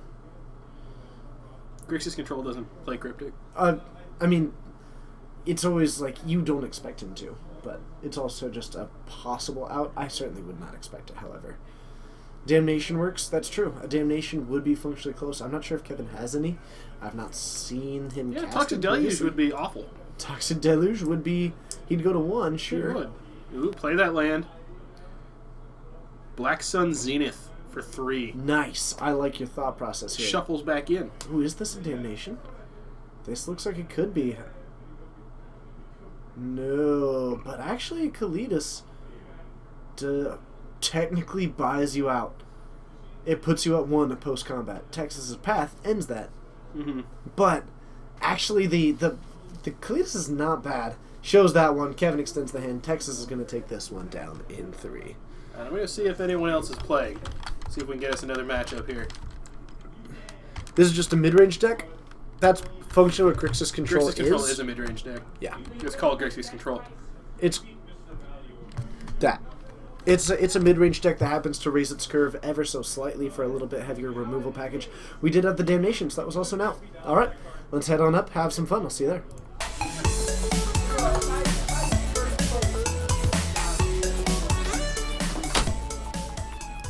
Hello, and thank you for joining. It's great having you. You are all rock stars, and Eric already rejoining us. What's the control side of it that makes it any different than Jund? Having access to Snapcasters. Blue! Yep, that's, yep. Next question. Sorry, we're not trying to dismiss your question. That's just it. That's what makes it It's different. functionally a blue Jund deck that runs Snapcasters and tries to go a little bit more into the late game with things like, Tasigur. Serum Visions. Yeah. Like, you can dig a little bit more into the late game with some larger creatures, but you're basically Counterspells. trying to stabilize and go for it. Disruption isn't your primary game plan, but it certainly is a capability. You can also just sometimes go for the turn 2 Tasigur. But it's functionally... It's mid-range control, really. Yes, you are all rock stars, Melvin. 100%. Snapcaster over Tarmogoyf? Yeah, pretty much. And Terminate over Abrupt Decay. And congratulations, we built the deck. Oh, and Tasigur's over Scavenging Ooze. Yeah. Which is kind of fun if you think about it. They cost 2. Jund is basically control. I actually kind of agree. I think that Jund is very functionally a control deck within the context of Because if Modern. you're playing a Jund colored deck, you're playing Jund, or you're playing Living End. But Dredge has made Living End a hard life to lead right now. Dredge? Yeah. Yeah, so you're saying that I can't play with my graveyard? That's correct. Though, on the bright side, a lot of people are packing Grafdigger's Cage for it. That's true, which doesn't do what you think it does. It does not do what you think it does, unless, of course, you think it does what it do. Then, it do. What does it do? Well, you think it might be do like you do think, but it don't. Ah. Yeah. Does it do like it did? Some think people do that it doesn't do what it do, but it does. Ah. Yeah. Do you do the do? I don't. See, this is what you miss when you don't tune in. No kidding. I agree with these things. Oh, man. Crossfire Killer. have a great night. Yeah, have a solid one. Dredge has a soft spot in your heart. Honestly, Dredge is just sweet. Like Dredge is just a cool deck. All right, let's see. We're coming up towards the end of our stream. We're gonna go ahead and find someone else to hang out with. Viewership may have just dropped. Hold on. Nope. Thanks everybody for sticking around. Let's just do quick introductions while I'm looking. My name's TJ. I'm Eric. And we're streaming out of Geek Fortress in Snohomish, Washington, having ourselves a grand old time. Be sure to stick around because we're going to be hosting you over shortly. We're going to do a couple of, plugs, and if you have any questions, things like that. But we'll be hosting over to someone who's actually a fantastic Modern player, specializing in Affinity. He's been doing some pretty great stuff with the deck recently. It's worth checking out. So stick around. He's awesome. He's part of the Rogue Gallery. What's my favorite card that isn't commonly played? Man, Tibble. Yeah. How about you? Keranos. Nice. Keranos is a really good one. Hey, Mexican, it's good to see ya. Zane? Yep, that's the one I got, Melvin. That's the one. Guidex. Alright, UFO, have a good evening, but we're coming up towards the end. That was 4 rounds. Be sure to hit that follow button because we are going to be here in the future. Next stream is Friday at 7:30. I spend a lot of time in here, and it's 100% worth it. He loves this little room. I do. I honestly, I love this. I love the community. It's 100% worth it. Maybe we'll hear back from Twitch. I don't know. Maybe we'll call them. Apparently, we can try and call them.